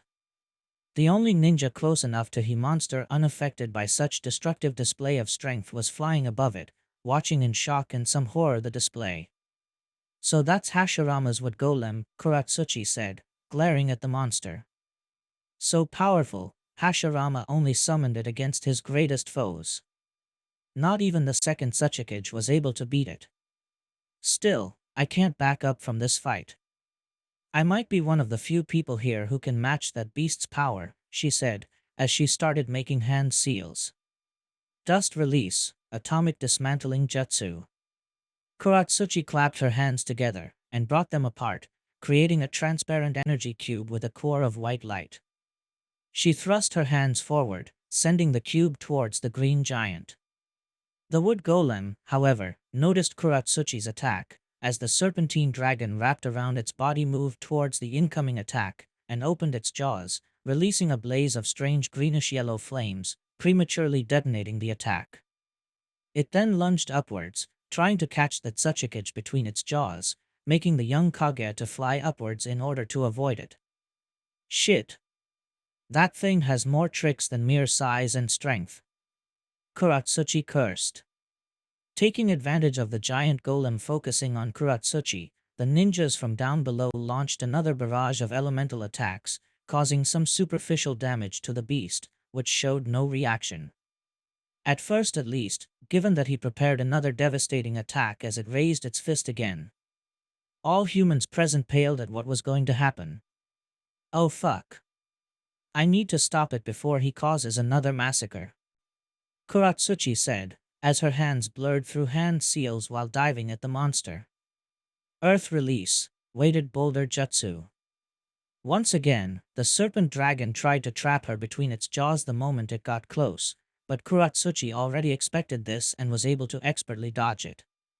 The first obstacle overcome, she latched onto the golem's raised fist. The spot Kuratsuchi grabbed turned to stone, and the effect started to spread, petrifying the giant's arm. The golem didn't seem to notice as it prepared to bring its fist down. Shit, I have no time to petrify the whole arm, Kuratsuchi realized, as she slammed her fist onto the petrified arm, shattering it into small rocks and pebbles, before flying away, as the dragon head tried to roast her with its breath of green fire. Down below, there was a single but loud cheer the moment Kuratsuchi managed to avoid the monster from attacking. All hail Tsuchikage-sama. We all live thanks to her, an IWA ninja fervently shouted. Let's attack now that that monster is reduced to just one arm, a Kiri ninja shouted. Do not make any risky moves.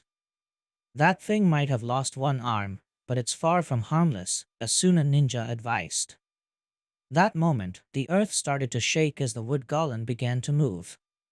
Though, much to their confusion, not towards them to attack again, but towards a nearby cluster of trees. It bent down and uprooted a large tree with its remaining arm. I think one doesn't need a lot of imagination to know what does he plan to do with that tree, Niji said, as he glared at the one-armed monster. Don't worry, if he plans to chuck that tree at us, I'll kick it back at him, Lee loudly declared. Gate of opening, open. Gate of healing, open. Gate of pain, open. Lee, wait. Don't rush like that before knowing what the enemy is going to do, Tenten advised him, as he gripped his shoulder. Look. In fact, the wood golem didn't appear to get ready to throw the tree, or even use it as a weapon. Instead, it brought it to its face and after opening its mouth, it swallowed the tree whole, much to everybody's confusion. The confusion was turned into shock as vines started to emerge from the stump where its arm used to be, interlacing with each other until they formed a new forearm, and then a new hand. The burnt marks and holes the previous attacks had made on its body were also filled with new wood, restoring the giant back to normal. Everybody looked at what happened in the deepest of stupors. Just, Karen said, trying not to fumble her words. What the hell was that? As a being made of wood, it seems it can heal itself by consuming trees, Niji pointed out, even if that much was obvious. And given the amount of trees in the area, he has plenty of food to heal itself. And it's not that we are going to destroy every tree in the vicinity, are we? Tenten asked. Then what are we going to do? Lee asked. It isn't obvious. If an enemy has the ability to heal itself, you have to beat it in one blow, so it doesn't have the chance to do so, Guy energically said. Unfortunately, a new voice began, prompting Karen and Team Guy to turn around, revealing to be Shizen, with Sakura behind her. That's not something that we can do against an enemy of such power. Not even with Karen-san and you being sages? Lee asked. Sage mode gives us a lot of power, yes, Shizen agreed. But I don't think it will be enough to beat that thing, Karen finished, pointing at the now advancing wood golem. No, maybe she can, Sakura said, pointing upwards. The others looked at where she was pointing at, and saw that Tsuchikage, flying around the green wood construct, trying to stop the golem with jutsu of fire and lava, to little effect. I learned that the Tsuchikage got dust release from her grandfather and predecessor. It's an elemental combination that can reduce a target to dust instantly. If we slow that thing down, maybe she'll be able to finish it in one blow, Sakura suggested. Everybody seemed to ponder for a moment Sakura's suggestion. While risky and with low chances of success, it was the most sound plan to take that monster down. Niji was the first one to speak up his mind. I think she already tried to do that, but the dragon coiled around its body kept intercepting her attack, the Hyuga prodigy said. I think it's paramount we remove that dragon if we are to succeed. Wood is a combination of water and earth release, meaning that lightning would be the best element to harm that creature, Shizen suggested. We should gather any lightning release user we can find and have them be the bulk of the attack. Meanwhile, the rest of us could attack from multiple directions in order to confuse it, or at the very least, prevent it from moving deeper into the battleground, Guy added. A sound plan. Alright, let's go, Shizen said, as she and the rest of her comrades rushed towards the giant made of wood. Here it comes. The wood golem had one of its arms raised, hand clenched into a fist, and quickly brought it down. Expecting what was going to happen, every ninja quickly jumped away in order to put as much distance as possible between them and the green colossus. The fist came down with the force of 1,000 hammers hitting a sheet of wood, once again opening another crater, cracks spreading everywhere, chunks of rock flying in every direction. This time, however, almost no allied ninja was caught in the localized earthquake, most of them managing to come out of it unscathed. Now, it's time to attack while it's wide open, somebody called out. Let's go, Karen, Shizen said, as she rushed forward while making hand seals. Sage Art, Water Release, Water Exploding Gun. Sage Art, Earth Release, Tectonic Fury. Dozens of elemental jutsu flew towards the now wide-open golem. Shizen fired several water droplets at the giant monster, exploding into torrents of water that opened small craters on it, while Karen pulled a gigantic boulder from the ground below and chucked it forward. The golem, however, managed to recover faster than they anticipated, and with a couple of well-timed punches, managed to shatter the gigantic rock the redhead had conjured. Taking advantage of the golem's predicament, two Konoha ninja, shrouded in green auras, were going for a different approach, though. Lee, let's aim for the legs, Guy said, as he and his protege rushed forward. Try to aim for the joint. Understood, Guy-sensei, Lee replied. The two green-clad ninjas leaped forward and delivered a brutal flying kick to the wood golem's shin. Double leaf whirlwind. Sakura, 10-10, let's not stay behind, Niji said, rushing forward as well. Aim for the other leg. Right, 10-10 said, before making several hand seals in order to imbue her body with lightning chakra. Then she pulled out two swords, aimed them forwards, and started to spin. Lightning Release, Raging Blade Drill. Cherry Blossom Impact. Sakura focused as much chakra as she could into her fist, forming a blue flaming aura around it, and punched the giant monster in the other shin as hard as possible. 8 trigrams, Palm Spear, with the additional speed boost provided by the Celestial Gates, Niji slammed his palm into its shin as hard as he could. The damage done to the golem's forelegs didn't go unnoticed. There was a sound of wood breaking, and some cracks appeared on the construct's shins, and much to everybody's surprise, the golem stumbled back, and even threatened to fall on its back. However, in the end, it regained balance. Not good, Guy said, almost in a whisper, as he narrowed his gaze at the gigantic creature. Everybody, fall back. Knowing that the golem was about to counterattack, every ninja that could heard Guy did as he commanded, and even those who didn't just went with the flow and put distance between themselves and the giant monster again. In response, the giant golem violently slammed a foot down, creating yet another quake accompanied by a rain of rocks and boulders, forcing the allied ninjas to fall back once again. The golem then uprooted another tree, and swallowed it whole in no time. Not only it regenerated most of the damage taken, but even slightly increased its size. Shit, we were so close, Karen lamented. And it seems that it can grow from eating trees as well, Sakura. We need to bring that thing down. Or at the very least, stop it from moving, Tenten suggested, before looking at Karen. Karen, do you think you could do that with your chakra chains? I don't know, the bespectacled girl replied, as she looked at the golem with apprehension. The only time I tried to restrain something so big was when we faced that other half of the Nine Tails, and back then I had help of people with wood release that could subdue it. But you are a sage now. I presume that has to count for something, Niji said. I guess it does, Karen said. Still, the chakra of that thing is ridiculous. Binding it's not going to be easy. Nobody said it's going to be. But we believe you can do it, Karen, Niji assured her. We just need that thing not to move for a few seconds, so we can take it down for good. Hey, what's doing? Lee asked.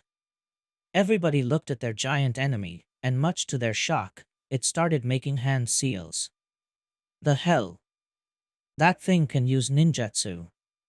Sakura cried, shocked and angered. The golem finished the hand seal sequence, and clapped his hands together. The very next moment, a few serpentine dragons similar to the one coiled around it sprouted from its body, albeit smaller in size, and letting out roars, lunged at the allied ninjas as their neck/bodies extended, before they finally detached from the golem's body. The wood dragons broke through the already shattered ground as if it were water, sending small rocks and pebbles everywhere, while trying to catch the allied ninjas between their jaws, slam them with their snouts, or crush them with their bodies. This caused the allied ninjas gathered around the golem to spread even further in order to avoid the attack. One of them went straight towards Karen, almost as if sensing that she was one of the most dangerous foes present. It was right, of course, as the redhead was about to show. Oh, my jutsu hurt your master even more than the others, right? Karen said, as she leaped back, dodging a bite from the wood dragon. Her hand started to fly through hand seals. I can assure you that this is going to hurt just as much. Sage Art, Earth Release, Tectonic Grip. As the wood dragon continued its chase, rocks and pebbles scattered around began to quickly gather together, taking the shape of a giant hand. Once formed, the hand grabbed the serpentine dragon by its midsection, stopping it on its tracks. The dragon started to trash, letting out loud screeches, but was unable to break free. Okay guys, I have this one down. Burn this tree to ashes. Karen yelled. Karen's request was quickly replied in the form of a barrage of multiple elemental jutsu coming from the many nearby ninja around her. Blazes of fire, streams of water, blades of wind, lightning bolts, and chunks of rock all collided against the dragon's head, blowing it up completely. The rest of the body withered and disintegrated into rotten pieces of wood almost instantly. Meanwhile, Shizun was dealing with one of the other dragons, both dragging its attention to her, as well as trying to blast it with elemental ninjutsu. Sage Art, Water Release, Water Exploding Gun. Shizun fired multiple bullets of hyper-compressed water from her fingertips. However, the serpentine dragon expertly zigzagged around her attacks, managing to dodge them, with the resulting water explosions merely soaking it. Shizun was about to prepare her next attack when she felt the earth shake. The ground below her feet cracked open as the dragon's tail broke the surface, and tried to smack the black-haired medic Neen, who leaped away, narrowly avoiding the hit.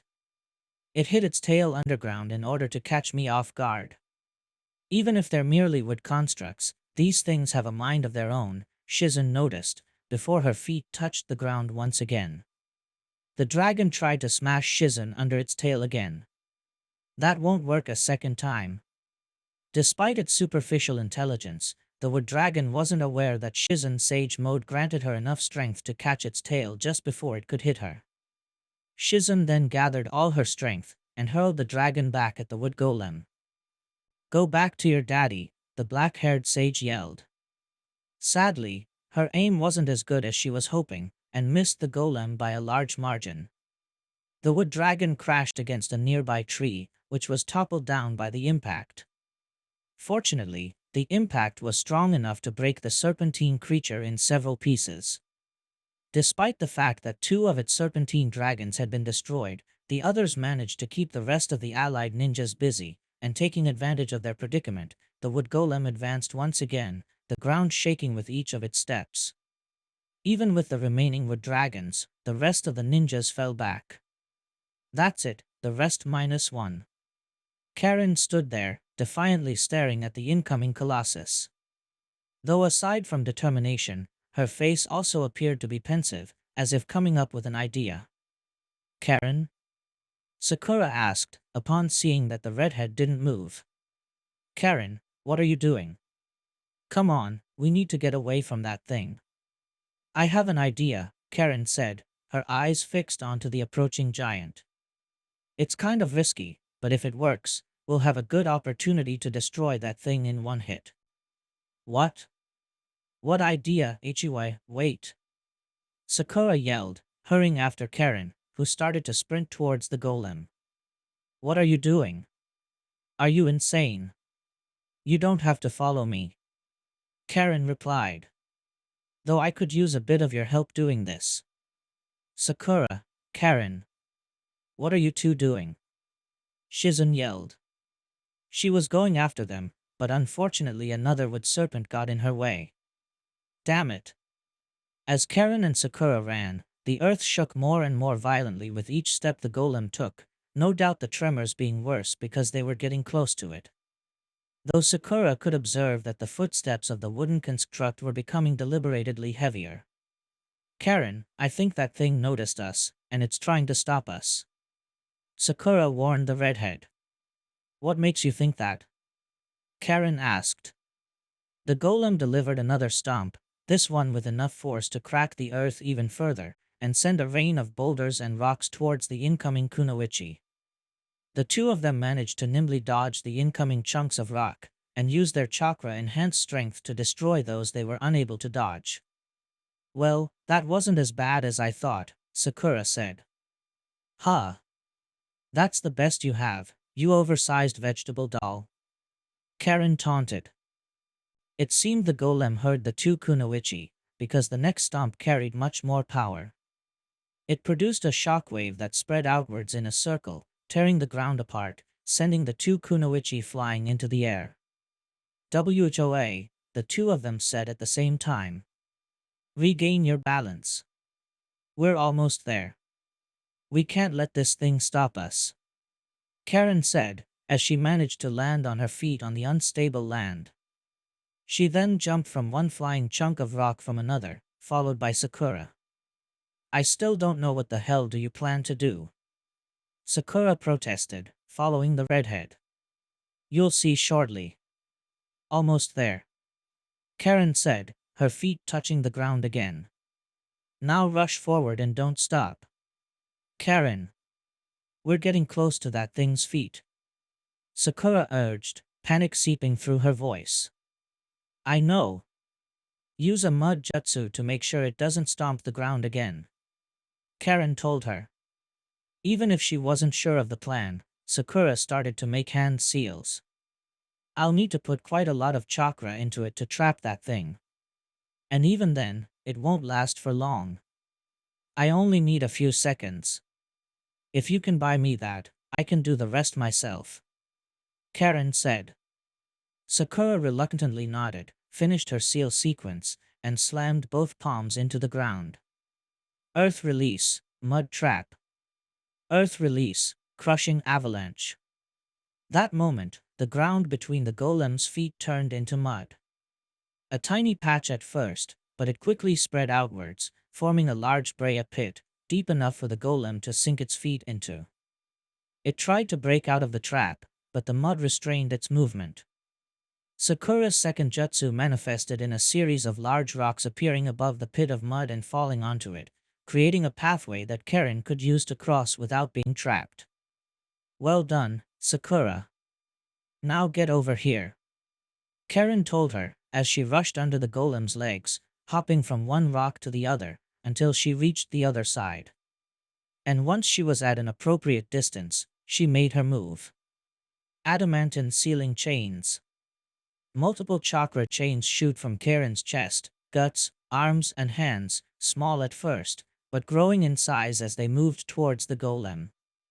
The chains wrapped around the arms, legs, body and the serpentine dragon coiled around its body. The redhead then grabbed all the chains, and using chakra enhanced strength in combination with the senjutsu enhanced strength, gave a mighty pull. The golem, who was trying to remove the chains clinging to its body, was pulled backwards a little, but nowhere near enough to make it fall on its back. The wood colossus managed to pull the chains back, forcing Karen to direct chakra to her feet in order to stay stuck to the ground. "Karen, hold on," Sakura said, as she crossed the mud pit through the rocks she had created. "Help is on the way." Sakura quickly rushed towards Karen and helped the redhead to push the golem down. However, even with the two of them combining their strength, it wasn't enough to topple the Migthai green monster. "It's too big," Sakura said, as she continued to pull. "The rest need to push it from the front, so we can pull it from behind. Hopefully the others will realize what we are doing," Karen said. The rest of the ninjas fighting the golem had fell back in order to escape from the shockwaves and tremors caused by its stomps. Fortunately for Karen, it happened to be the case, since Niji was observing the two kunoichi with a mix of interest and fear through his Byakugan. At first he didn't know what they were trying to accomplish, but once Karen released her chains, it was crystal clear. "Niji? What are they doing?" Guy asked. "They aren't trying to topple that thing on their own, are they?" Tenten asked. "That's exactly what they're doing," Niji said, his eyes still fixed on them. "But they're unable to do it on their own. Then what are we waiting for? We should help Sakura-san and Karen-san. Especially now that that monster has been stopped on its tracks," Lee said. "Lee is right. Come on, we can't let this opportunity pass." Guy enthusiastically agreed. "Everybody, let's go." Following Guy's lead and rallying cry, the nearby allied ninjas all charged forward once again, firing elemental jutsu, while others leaped at the golem and struck it with all their might. Shizune, thanks to her senjutsu enhanced strength, and Guy and Lee, thanks to the celestial gates, were able to deliver quite the blows to the mighty golem, who started to tumble back. While this happened, Karen and Sakura continued pulling the golem down from behind, and their efforts, with the help of the other allied ninjas, finally paid off, as the golem lost its balance and started to fall down on its back. "Yes. We did it," Karen said, as she looked in triumph at the toppling figure of the wood golem. However, she noticed that Sakura wasn't beside her anymore, but was running away like crazy. As a shadow loomed over her while growing larger, it dawned upon Karen that the golem was about to fall right on top of her. "Shit! Wait for me!" Karen cried, as she ran away as fast as she could. The golem's back hit the ground. Fortunately, Karen was able to escape in time, with a couple seconds to spare, once again producing a shockwave that made the whole earth tremble. That moment, Kuratsuchi flew down and started to bark orders. "Quickly! Destroy the wood dragon wrapped around its body," the Tsuchikage urged. "Before it gets back on its feet." "I'm on it," Lee said, as he ran across the golem's body, rushing towards the dragon. The wooden serpent noticed both Lee and its intentions, as it tried to snap him between its jaws, but the green-clad special Jonin was too fast. Channeling as much chakra as he could through his body, Lee made his move. Konoha Great Whirlwind. Lee jumped and delivered a spinning roundhouse kick that pretty much shredded the dragon's head into tiny bits of wood. "Yes. Well done, Lee," Guy cheered. Not wasting any time, Kuratsuchi started to make hand seals, before clapping her hands together. "Everybody, move away from the golem or else you might be turned into ashes." Dust release, atomic dismantling jutsu. Kuratsuchi brought her hands apart, summoning a cube of white light. She threw the cube at the fallen giant, and this time there was nothing to intercept it. Pouring as much chakra as she could, Kuratsuchi enlarged the cube of light until it covered the whole golem. There was a bright flash of light, and the cube disappeared. Where the golem once lied, there was now nothing but a rectangular-shaped mark. "Yes. The golem is no more, a Kumo ninja cheered. All hail Tsuchikage-sama. It was her who sent it into the oblivion, an IWA ninja said. Hey, 2 Konoha Kunoichi helped as well. Don't leave them out, a Konoha ninja protested. Before it could escalate into something uglier, Kuratsuchi intervened. Enough! Kuratsuchi yelled. We might have defeated a Migthai foe, but this battle is far from over. We can celebrate later, now find some more enemies to kill. The Tsuchikage's orders had the intended effect, and soon most of the allied ninjas dispersed across the battleground, in order to put an end to the remaining enemies. Commander, Niji called, as he walked towards Kuratsuchi. The Hyuga had his Byakugan fixed on her. Are you okay? You may act tough, but I could see that you expended quite a lot of chakra on that one jutsu. I know, but I need to keep a brave face. The troops can't see their commander look weak, Kuratsuchi said. It would be bad for their morale. It would be worse if they saw you die, Shizen interjected. Come on, let me patch you up. I can do something to curb your exhaustion for a bit. The Tsuchikage wanted to protest, but the rational part of her told her that she should listen to the black-haired medic Nin. Sighed in defeat, the young Kage floated down towards Shizen. As the battle against the wood golem happened, in another part of the battleground another fight was also making the ground tremble. Not because any of the combatants were as big as the aforementioned golem, though they were bigger than a normal human, that's for sure, but because whenever their blades clashed, the power behind each of the strikes faced against each other produced a shockwave that made the floor quake. 2 chakra constructs, one vibrant red, the other pitch black, with the shape of the upper half of humanoids encased in heavy armor. Itachi's was wielding a sword made of yellow flames on one hand, and a shield in the other, while Fugaku's was wielding 2 long katanas on each of its hands. So far, they did nothing but trade blows, but Fugaku was able to parry every one of Itachi's strikes, much to his frustration. I can't see any gap in his defense that I can exploit, Itachi said, his Sharingan carefully analyzing every centimeter of his enemy. Even if I already defeated Father once, the situation changed too much. Any advantage I might had over him is long gone. Itachi! Sasuke shouted. The elder brother looked at Sasuke, who didn't summon his Susanoo. Let's attack from afar. The 2 of us together. Sasuke, why aren't you using Susanoo as well? Fugaku asked, the same question crossing Itachi's mind. I thought you had the Mangekyo Sharingan. I don't need it to beat you. Sasuke spat back, though Itachi doubted his younger brother could back up that claim. Come on, Itachi. Itachi nodded. The shield on his Susanoo disappeared, and its now empty hand summoned 3 spinning Magatama linked by a circular thread, which were launched towards Fugaku's Susanoo as if they were a shuriken. Yasaka Magatama. Amaterasu. Sasuke ignited the Magatamas with his jutsu, forming a ring of spinning black flames. Fugaku's Susanoo brought its katanas together, merging them into a double-bladed sword, and started to spin it as fast as it could. The double sword spinning raising a powerful wind, but that wasn't the move's purpose. Instead, the spinning blade served as an improvised shield that deflected the flaming Magatamas, sending them away. The chakra katanas caught fire, but Fugaku solved that problem by simply tossing them away, dispelling them and letting the black flames to fall on the ground, before instantly generating 2 new katanas, and joining them together into a new double blade. Damn it, no effect, Sasuke cursed, as he flinched, clearly fighting to stay on his feet. He has problems even with just Amaterasu.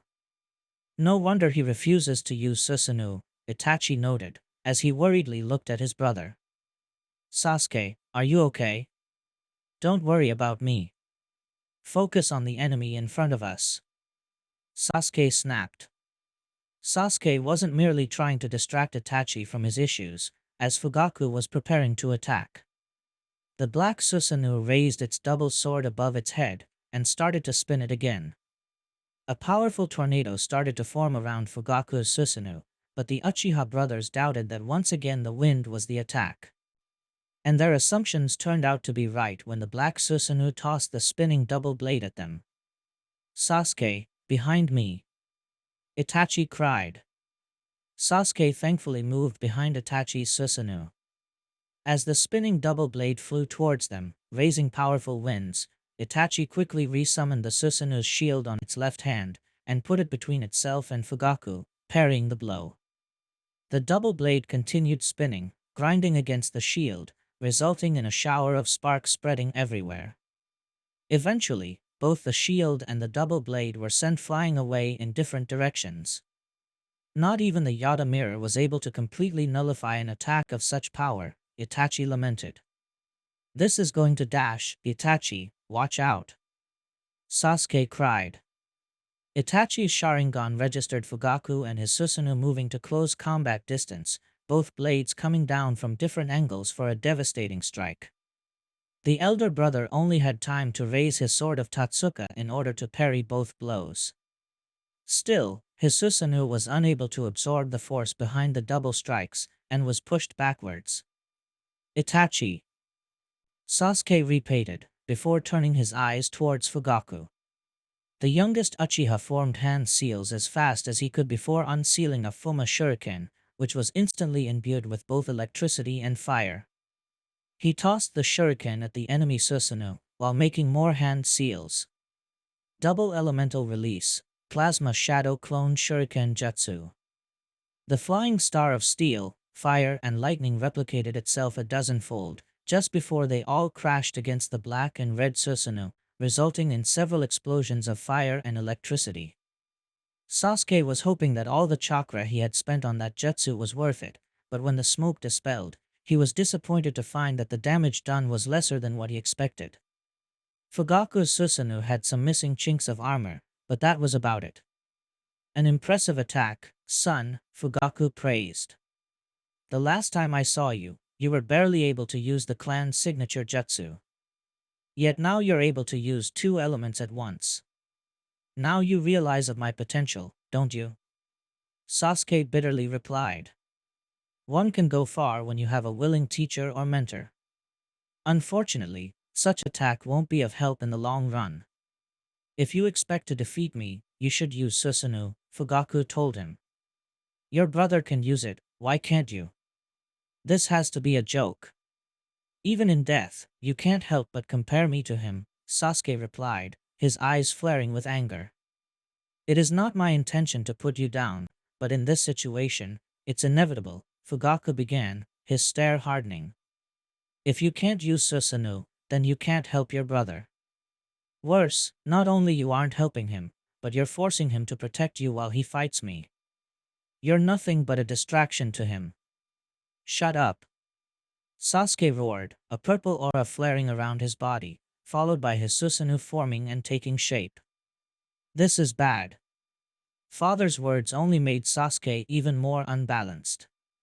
Now he uses his anger to maintain his Susanoo, but that won't last long, Itachi worriedly thought. "I need to end this fight as soon as possible."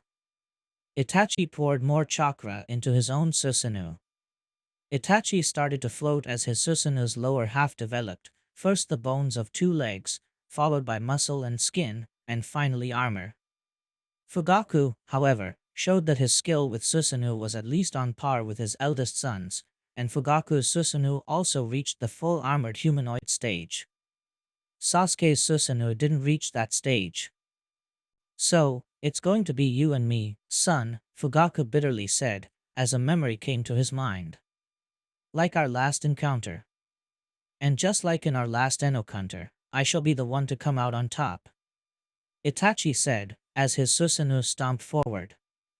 Meanwhile, apart from the rest of the battles, Tsunade and Nagato continued their duel, each of them aided by the animals they were able to summon, many of them locked in a duel of their own, while Tsunade fought Nagato, his multi-headed dog and his chameleon. Nagato was forcing Tsunade on the defensive by showering her with missiles generated by the Azura path. Taking advantage of her predicament, the chameleon opened its mouth, ready to snatch the Sannin with its tongue. Tsunade, however, already expected this and extended her hand towards it. Dansho Tenin. The giant chameleon was yanked towards Tsunade by an invisible force, and the moment it was close enough, Tsunade sank her fist inside the reptile's flesh. The punch was hard enough to undo the summon. Yes. One vermin less dash, Tsunade was interrupted when she saw the giant multi-headed dog ready to pound her. Unable to use the Deva path again, the blonde Sannin was forced to jump back. And it was that moment when Nagato chose to strike, as his hands weaved through hand seals. In your current predicament, you can't avoid this attack, Nagato announced, as he finished his jutsu. Wind release, wind scythe. Nagato motioned his arms in a wide arc outwards, creating several crescent-shaped blades of wind, which flew towards the airborne Tsunade. Unable to use the Preda path while she was moving, Tsunade did the only thing she could, call one of her summons for help. Said help came in the form of the giant bird, who dived down and shielded Tsunade from the wind blades with its own body. Not only had Nagato's jutsu enough power to cause enough damage to dispel the summon, leaving a cloud of smoke behind, but there were still a couple of blades of wind left that continued their way toward Tsunade. The blonde woman braced herself as the attack connected, leaving deep gashes on her left arm and right side. Blood quickly began to pour from them. Heh, Tsunade said, as she quickly brought one hand to the side, where the worst wound was, and started to heal it. You managed to land a pretty good hit. Not bad, kid. Nagato didn't say anything. That moment, the earth started to rumble, forcing Tsunade to jump away once again, a second before the giant centipede broke through the floor, sending rocks and pebbles flying in every direction.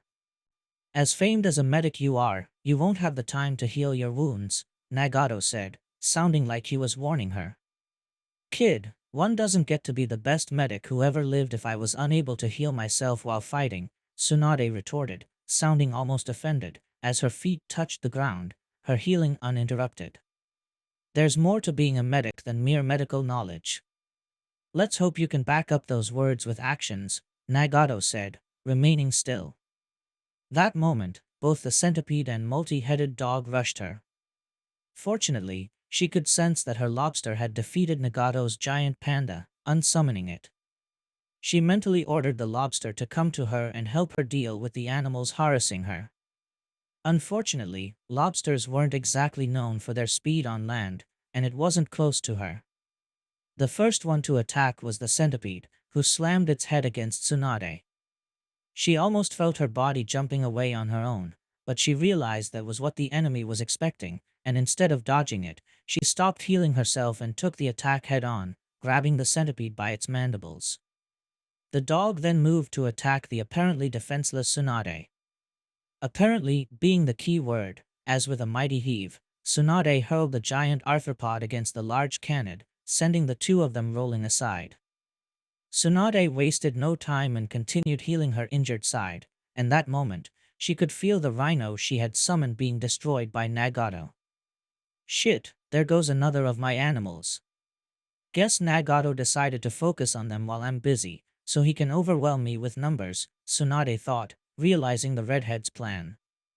Now I only have one animal left.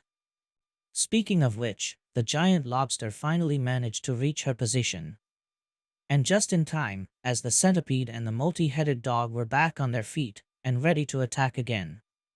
The dog charged first, its many heads barking furiously, but it was intercepted by the lobster, who tackled it away. That still left the centipede to deal with Tsunade. Basho Tenin. Of course, there was also Nagato himself, as the redhead reminded her through his actions. Tsunade was yanked from her position and hurled into the air towards Nagato. The centipede attacked in tandem, ready to eviscerate the Sannin between its jaws. Tsunade, however, was far from helpless, and cast her right hand towards the giant arthropod.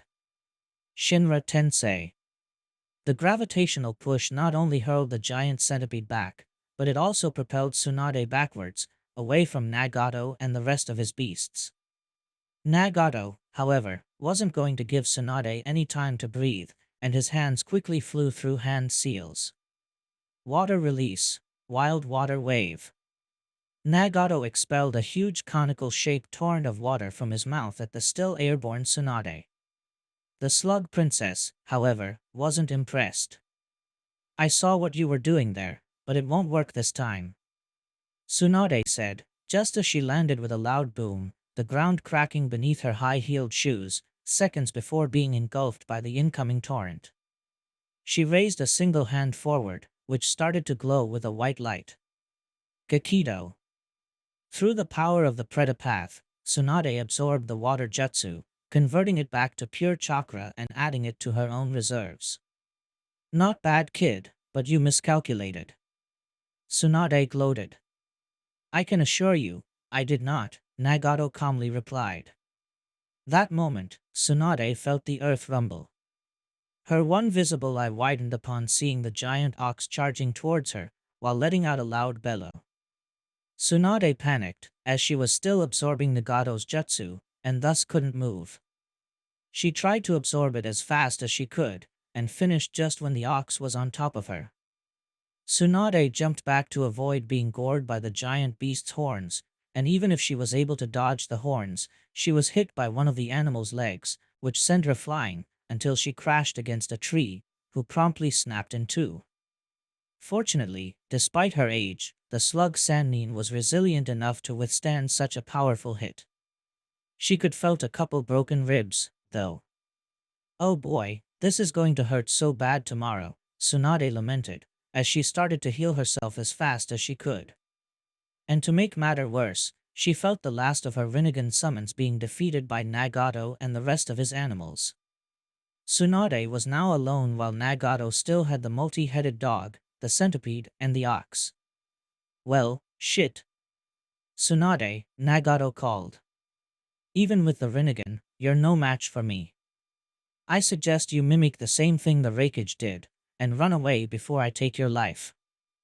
I don't want more innocence on my conscience." "Touching, but you know I can't do that," Tsunade replied, as she got back on her feet.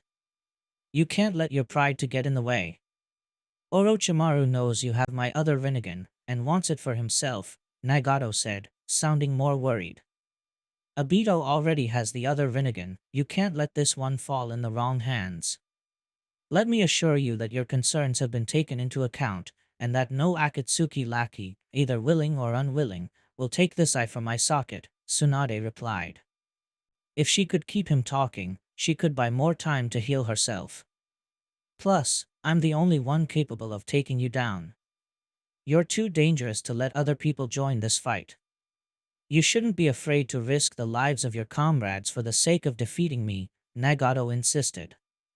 "I'm among Orochimaru's most powerful reanimations. Defeating me will deal Akatsuki a big blow." "Like I said before, you don't have anything to worry about," Tsunade said, as she wiped some blood from her arm with her finger and smeared it on her palm. "You will be defeated." "Excuse me if I'm not that convinced," Nagato dryly said, as his remaining animals converged to him. "I have two Rinnegan eyes, while you only have one, not to mention that I'm more experienced wielding its power. All your summons have been destroyed, while I still have some at my side. So far, it appears that this fight will be solved in my favor." "Good point. But you see, I have a little something that you don't have. A certain summon that's going to tip the battle in my favor," Tsunade said, as she made 5 hand seals. "Summoning Jutsu." Tsunade slammed her hand into the ground, making Nagato and his animals to tense up, bracing themselves for whatever Tsunade was going to summon. When the initial burst of smoke dispelled, there was a small slug at Tsunade's feet. The slug quickly climbed Tsunade and perched herself on the Sannin's shoulder. "You ready, Tsunade-sama?" the slug asked. "Indeed." "You can begin now, Katsuyu," Tsunade said. "That was your ace in the hole?" Nagato asked blankly. "I was aware you have a summoning contract, but I expected you to summon something bigger to counter the animals still under my command." "Don't judge an opponent based on her size," Tsunade said, as she closed her eyes.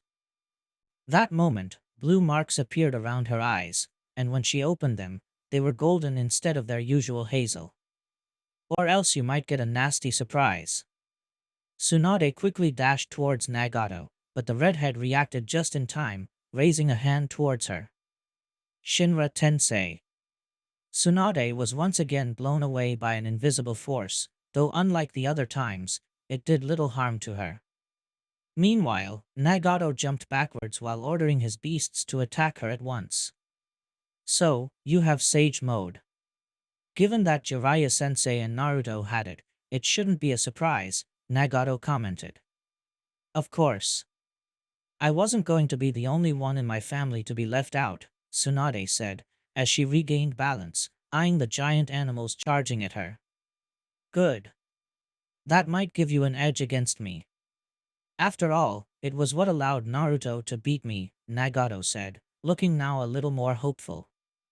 Oh, you have no idea, kid, Tsunade said, making the ram seal. Sage art, gracious deity gates. Suddenly, massive red torii fell from above on top of the giant animals, pinning them to the ground, leaving them completely immobilized. Several torii also fell on Nagato, but the undead ninja, being smaller and much faster than the lumbering animals, was able to dodge them expertly. Despite Tsunade's new power and his own unwillingness to fight, his body would continue fighting towards the very end. Do you like that? My grandfather created that jutsu, Tsunade said. Now you prove to be more dangerous than initially assessed. I will be forced to use my most powerful abilities, Nagato said, as he cast an arm upwards. Chibaku Tensei. Nagato shot a gravity core the size of a marble into the sky, which quickly began to pull chunks of rock, tree branches, dirt, and everything it could attract in order to form a satellite. Oh no, you won't. Not that shit again. Tsunade shouted, as she leaped into the forming planetoid. The memory of how she almost lost Jiraiya, not to mention Konoha's potential destruction due that jutsu, was still fresh in her mind. She let the gravity core pull her into the forming planetoid, but once she was there, she resisted the pull and punched her way to the core. Conan had explained to her in detail how every Rinnegan jutsu worked. The Chibaku Tensei was a sphere of super-concentrated chakra that generated a powerful gravitational field in order to form a planetoid. In order to disable that jutsu, the sphere of chakra needed to be destroyed. Despite the enhanced endurance and resistance provided by Sage Mode, it was increasingly hard to dig her way to the core when more and more rocks were being blasted onto her body. Still, she was able to reach it relatively quickly. She placed her hand onto the core before more rocks could be pulled. Gekido.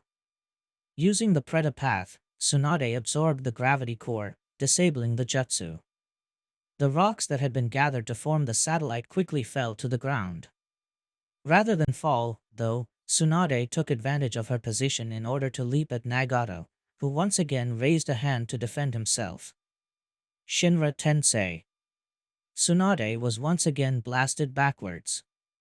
However, she then grew another pair of arms, and fired the hands from those arms like they were missiles, while remaining connected to the forearms through cables. Tsunade's detached hands latched onto Nagato's shoulders just as she touched ground, before reeling the cables in, pulling Nagato towards her. And, after reaching close combat distance, she placed a hand on his forehead.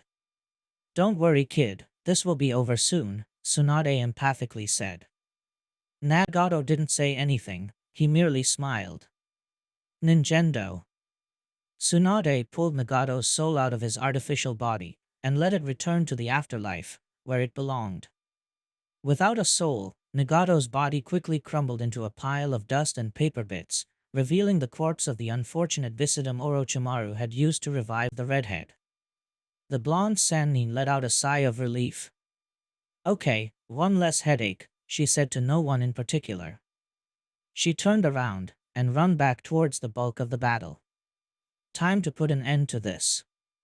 At the same time Tsunade fought Nagato, Itachi and Sasuke continued their duel against Fugaku.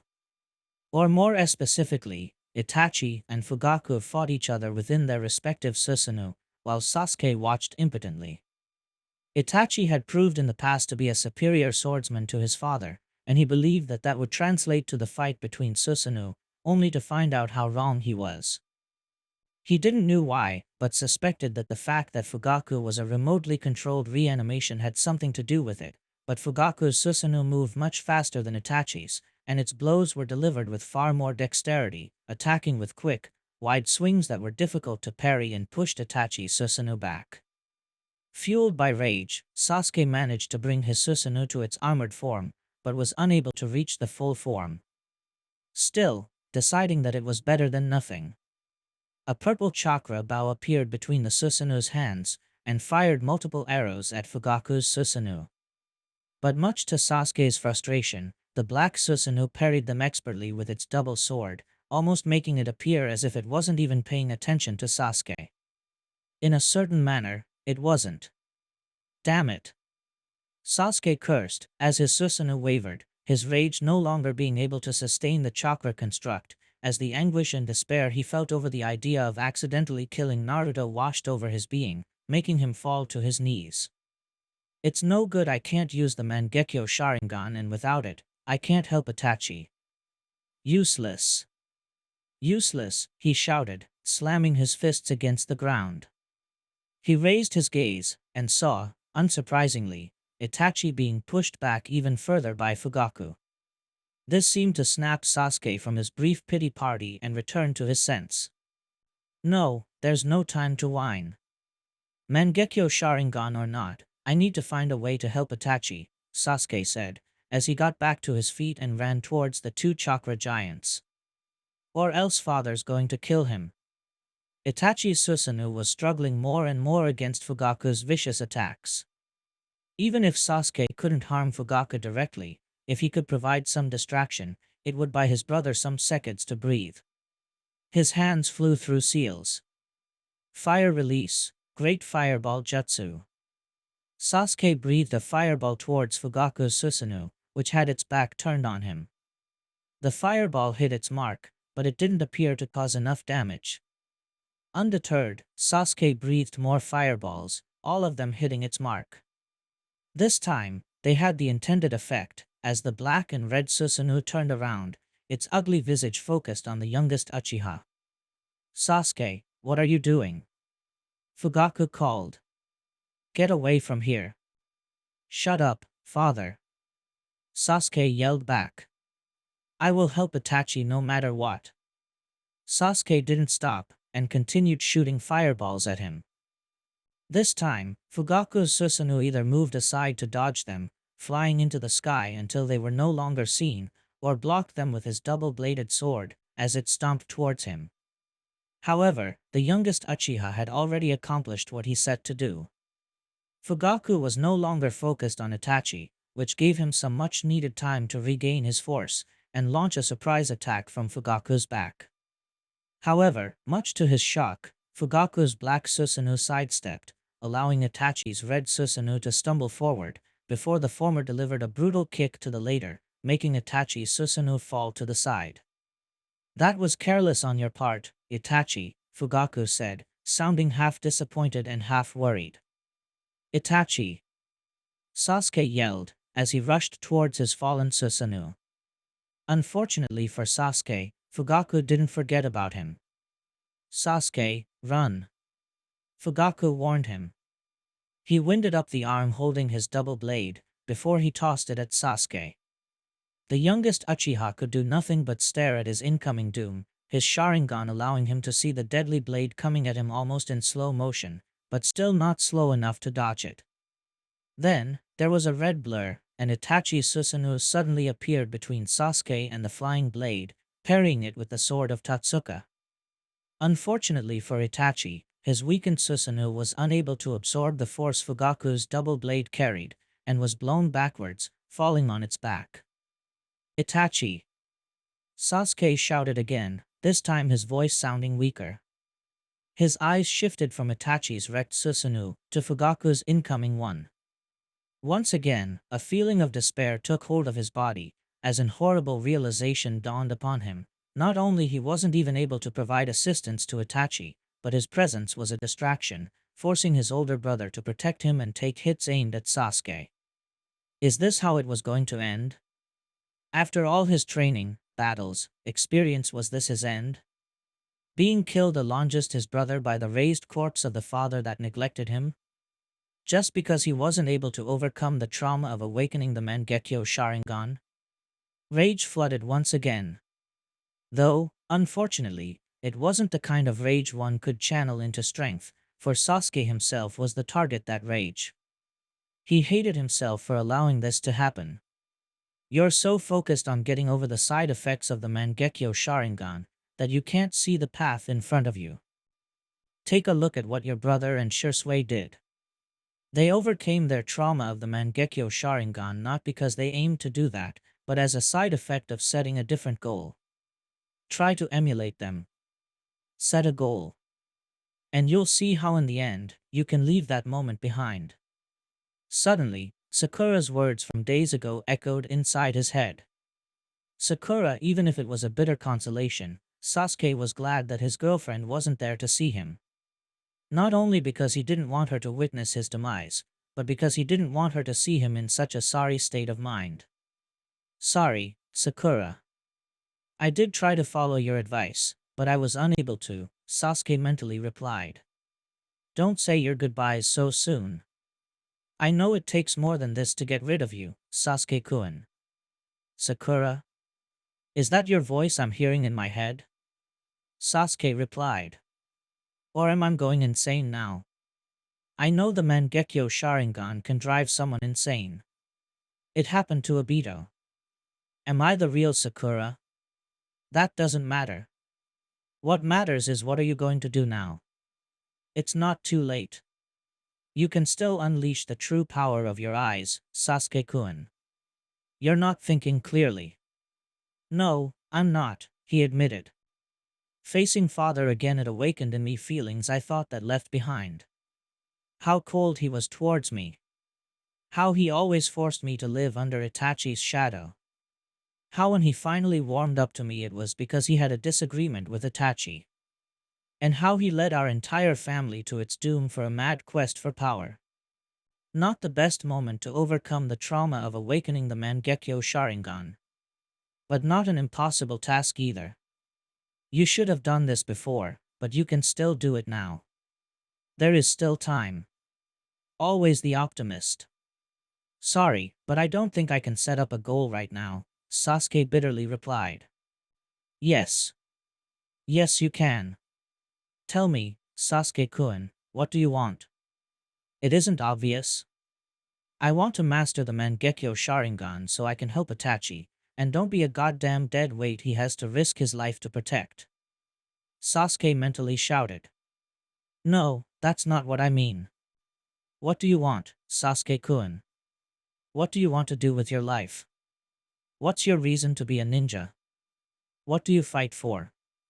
Every action you take, every fight you enter, every enemy you slay, what's the purpose behind those? What do you wish to achieve? I want, Sasuke began, as the ground shaked, Fugaku's Susanoo dangerously approaching with each step. I want to be a strong ninja. So I can protect what little family I still have. So I can make them feel proud of me. Good. What else? I want to clean the Uchiha name. The Uchiha insurrection will be something that history will never forget, but I want future generations of Uchiha to be unburdened by such tragedy caused by their short-sighted ancestors. I want future generations of Konoha ninja to look at us again like they did in the past, with awe and admiration. Yes. But there's more, isn't it? I want to be happy. I want my family to be happy.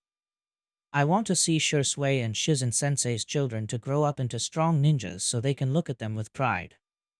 I want to see my brother happy after how much he suffered for me and for the village. I want to tell my girlfriend how much I love her, and that I'm looking forward to the future we have together. Splendid. But I can still feel there's something else left. Yes, Sasuke thought, as he got back on his feet. He could slowly feel how the despair and anguish slowly disappeared, being driven away by steel-hard determination and burning hot righteous anger. His body felt lighter as the weight of the burden he carried since that fateful day was lifted from his shoulders. He glared at the incoming Susanoo. The pattern of his eternal Mangekyo Sharingan formed on his eyes, as a purple aura surrounded him. I want to find the one responsible for all our misery, the one that started this war, and make him pay for it. Purple light exploded around Sasuke, as his Susanoo formed around him. Skeleton, muscle, skin, and armor. And then legs. His Susanoo then grew in size until it almost matched Fugaku's. A sword appeared on its right hand, while an hybrid between a bow and a shield appeared on its left wrist. "So you finally did it," Fugaku said, his lips cursing into a small smile. "Your Susanoo looks impressive. Just wait until you see it in action," Sasuke said, as he commanded his Susanoo to advance forward. Once again, Fugaku was forced to fight one of his sons. Sasuke managed to land few good early hits, but once Fugaku got a taste of Sasuke Susanoo's fighting style, he was able to block and parry the youngest Uchiha's blows, and return them in kind. Eventually, Fugaku gained the upper hand, and just like he did with Itachi, pushed Sasuke back with a series of devastating blows with his double blade. "I'm afraid that your second wind won't be enough to match me, son," Fugaku said, as he struck the purple Susanoo, making it fall on its back, producing a tremor. The black Susanoo raised its double sword over its head, before it brought it down. However, Sasuke's Susanoo wasn't struck. All of a sudden, Itachi's red Susanoo was between the two of them, parrying the blow with the sword of Tatsuka. "Maybe not. But between the two of us, we'll be able to beat you," Itachi said, as he pushed the enemy Susanoo backwards. Sasuke's Susanoo got back on its feet. "You okay, Sasuke?" "Yeah. Let's go," Sasuke said. Now finally fighting together, the two brothers fought their father. One would attack, forcing Fugaku to parry the blow, and before their father had the chance to counterattack, the other would strike at him, forcing him back. With this tactic, they locked their father on the defensive, depriving him of a way to attack them. "Keep going, Sasuke. Sooner or later, we'll be able to find an opening good enough for a killing blow," Itachi encouraged. "Yes," Sasuke replied. This time, the two of them brought their swords at once, which Fugaku blocked with the help of his double-bladed weapon, struggling against the two brothers. "Yes, between the two of you, you might have a chance at beating me," Fugaku said. "Unfortunately, this Susanoo isn't at its strongest level. I can still bring it to its perfect form." Suddenly, Fugaku's Susanoo grew in size again, becoming broader and one head taller than Sasuke and Itachi's. The chakra construct developed a pair of feathered wings on its back, and an ugly mask resembling a tengu. A katana appeared on each of his hands, and merged them together by the handles, creating an even larger double blade. "I hope you're prepared for this," Fugaku said, as his Susanoo moved to attack. The perfect Susanoo moved forward, delivering a powerful blow with its double sword. Itachi's Susanoo took a step forward, and raised its shield to block it. Fugaku was undeterred and kept pressing the attack, forcing Itachi to fall back as he blocked the strikes with his shield or parried them with his blade. Then, all of a sudden, Itachi jumped backwards and moved aside, dodging the attack. "Huh!" Purple filled Fugaku's vision as he saw Sasuke Susanoo aiming an arrow at him. Sasuke let loose, and fired a purple bolt of chakra. Fugaku's Susanoo deflected the bolt expertly, but Sasuke fired more arrows in quick succession, forcing Fugaku's Susanoo backwards as he parried them, swinging its double blade. "Yasaka Magatama." Itachi reminded Fugaku that he was still in the fight by firing several red Magatama-shaped projectiles. Fugaku tried to deflect them as well, but his Susanoo was still reeling from Sasuke's onslaught, and was unable to block all of them. The Magatamas exploded upon contacting, pushing the black Susanoo backwards. "Not bad.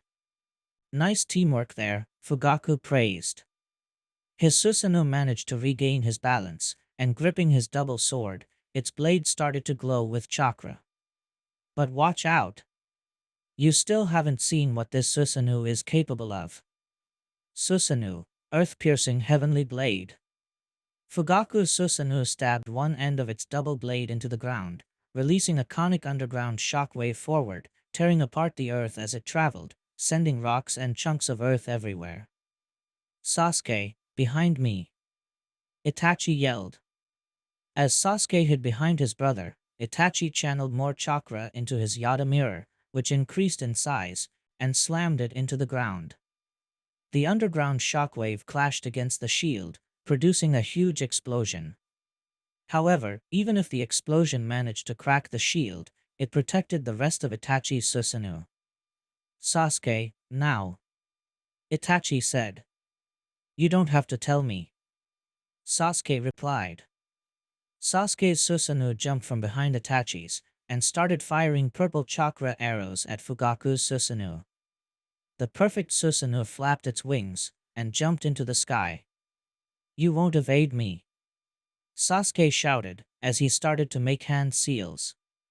Susanoo, infernal release, black burning arrows. Sasuke continued firing arrows at the airborne Susanoo, except this time they were coated in the black flames of Amaterasu. However, despite its huge size, Fugaku's Susanoo was fast and nimble enough to dodge all of them, and the arrows disappeared into the sky. Itachi, I have a way to end this fight for good, Sasuke said. But we need to bring him back to ground level. I suppose you can't reach the perfect level? I'm afraid not, Itachi replied, looking upwards. Fugaku's Susanoo was flying in circles above them, like a bird of prey ready to strike its unsuspecting prey. But I don't need to in order to bring him down. Then, much to Sasuke's surprise, Itachi undid his Susanoo. Itachi? What the hell are you? I can't reach him with my Susanoo active. But I'm light enough for yours to throw me at Father Susanoo once it's close enough. If I can latch onto him, then I can bring it down. Sasuke looked at him, as if judging his idea. His face was a stony mask. Very well then, Sasuke said, as he commanded his Susanoo to pick Itachi up. Just be careful. Watch out, here it comes. Itachi warned. And indeed, that was the moment Fugaku had decided to swoop down at them, raising a powerful gust of wind as he flew dangerously close to the ground. Now! With all his might, Sasuke hurled Itachi at the incoming perfect Susanoo. Itachi's own Susanoo started to form around him, starting with the ribcage, but before it could properly develop, the hand of Fugaku's Susanoo extended forward and caught him between his fingers, shattering it, before flying back into the sky. You had a good plan, son. But you should remember that, even if I couldn't hear you from above, the Sharingan allows me to read your lips, Fugaku said in a chastising tone, watching his son struggle inside the giant chakra construct's grip. Blood started to trickle from Itachi's mouth. I'm sorry, son, I didn't want it to end like this. You have many reasons to be sorry, father, Itachi said. But my death won't be one of them. Itachi closed his eyes, and all of a sudden, an explosion of light came from the former clan heir, blinding Fugaku. The former Uchiha clan head screamed as his eyes were seared by the burning light, made even worse by the enhanced vision provided by the Sharingan. The Susanoo unwittingly released Itachi, dropping him. Itachi then wiped some blood from his mouth, and made hand 5 seals. Summoning Jutsu. Itachi thrust his bloodied hand down, producing a burst of smoke, and from the smoke, a giant raven emerged, breaking Itachi's fall. You shouldn't trust your Sharingan so much, given that it failed to see the flashbang I hid in my hand, Itachi whispered to himself. Fly above him. The giant black feathered bird obeyed, and placed itself and Itachi above the still blinded Fugaku. Itachi's eyes morphed into his eternal Mangekyo Sharingan form, as he aimed his vision at Fugaku's wings. Amaterasu. Black flames erupted around Fugaku's Susanoo's wings, consuming them almost instantly. Without wings, the so-called perfect Susanoo plunged towards the ground below, crashing with a thunderous boom. The impure world resurrection's regeneration quickly healed the damage to Fugaku's eyes, allowing him to see again. Despite being wingless, the rest of his Susanoo was still in one piece. He'd only need to pump more chakra in order to regrow its wings and take to the sky. This is the end, father, Sasuke said. Fugaku turned to see his son's purple Susanoo, its sword raised towards the sky, and its left hand coated in a mass of lightning. Sasuke? What are you going to dash? Fugaku was interrupted by a thunder. Looking up, he saw that the sky was covered in dark storm clouds. He could see the flash of light produced by lightning jumping from one cloud to another. It was then followed by a draconic figure made of pure lightning emerging from the clouds. Just what kind of jutsu was that? Susanoo, Kirin Lightning Blade. Suddenly, Sasuke's Susanoo rushed forward, its blade still raised.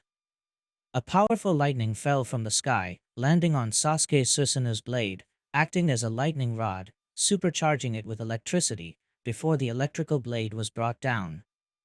Fugaku's Susanoo manifested once again its double-bladed sword in order to parry the strike.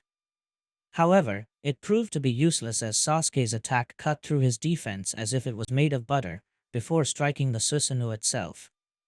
All the energy stored in the blade was released at once, resulting in an explosion of white light that disintegrated Fugaku's Susanoo, as well as Fugaku himself. Of course, being a reanimation, not even disintegration was enough to put Fugaku for good, and the bits of paper and dust he was reduced to quickly gathered and formed, regenerating his body. And once he was finally regenerated, the sword of Tatsuka pierced his back, and went through his body, emerging from his chest. It is done, Itachi said. Now I will seal you, father. And once impure world resurrection is undone, I'll release your soul into the afterlife. I thank you, son, Fugaku said. Thank you. Is there anything you want to say before I seal you? Itachi asked. Since you're giving me the chance, yes, Fugaku weakly said. Itachi, I'm sorry for the way I treated you. For what I forced you to do that night. I can't imagine what your life has been after that.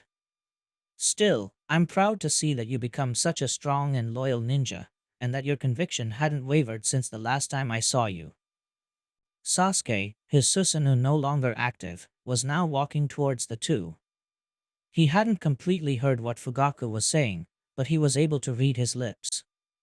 He walked closer, imagining, or at least hoping, that his father would have some last words for him. Sasuke, Fugaku said. Come closer. Said hope turned out to be true. I'm here, father. Sasuke, I'm sorry the way I treated you too. How I wasn't the father you deserved to have. I tried to excuse myself by saying that being a clan head didn't leave me enough time to spend it with you, but we both know that that's a lie.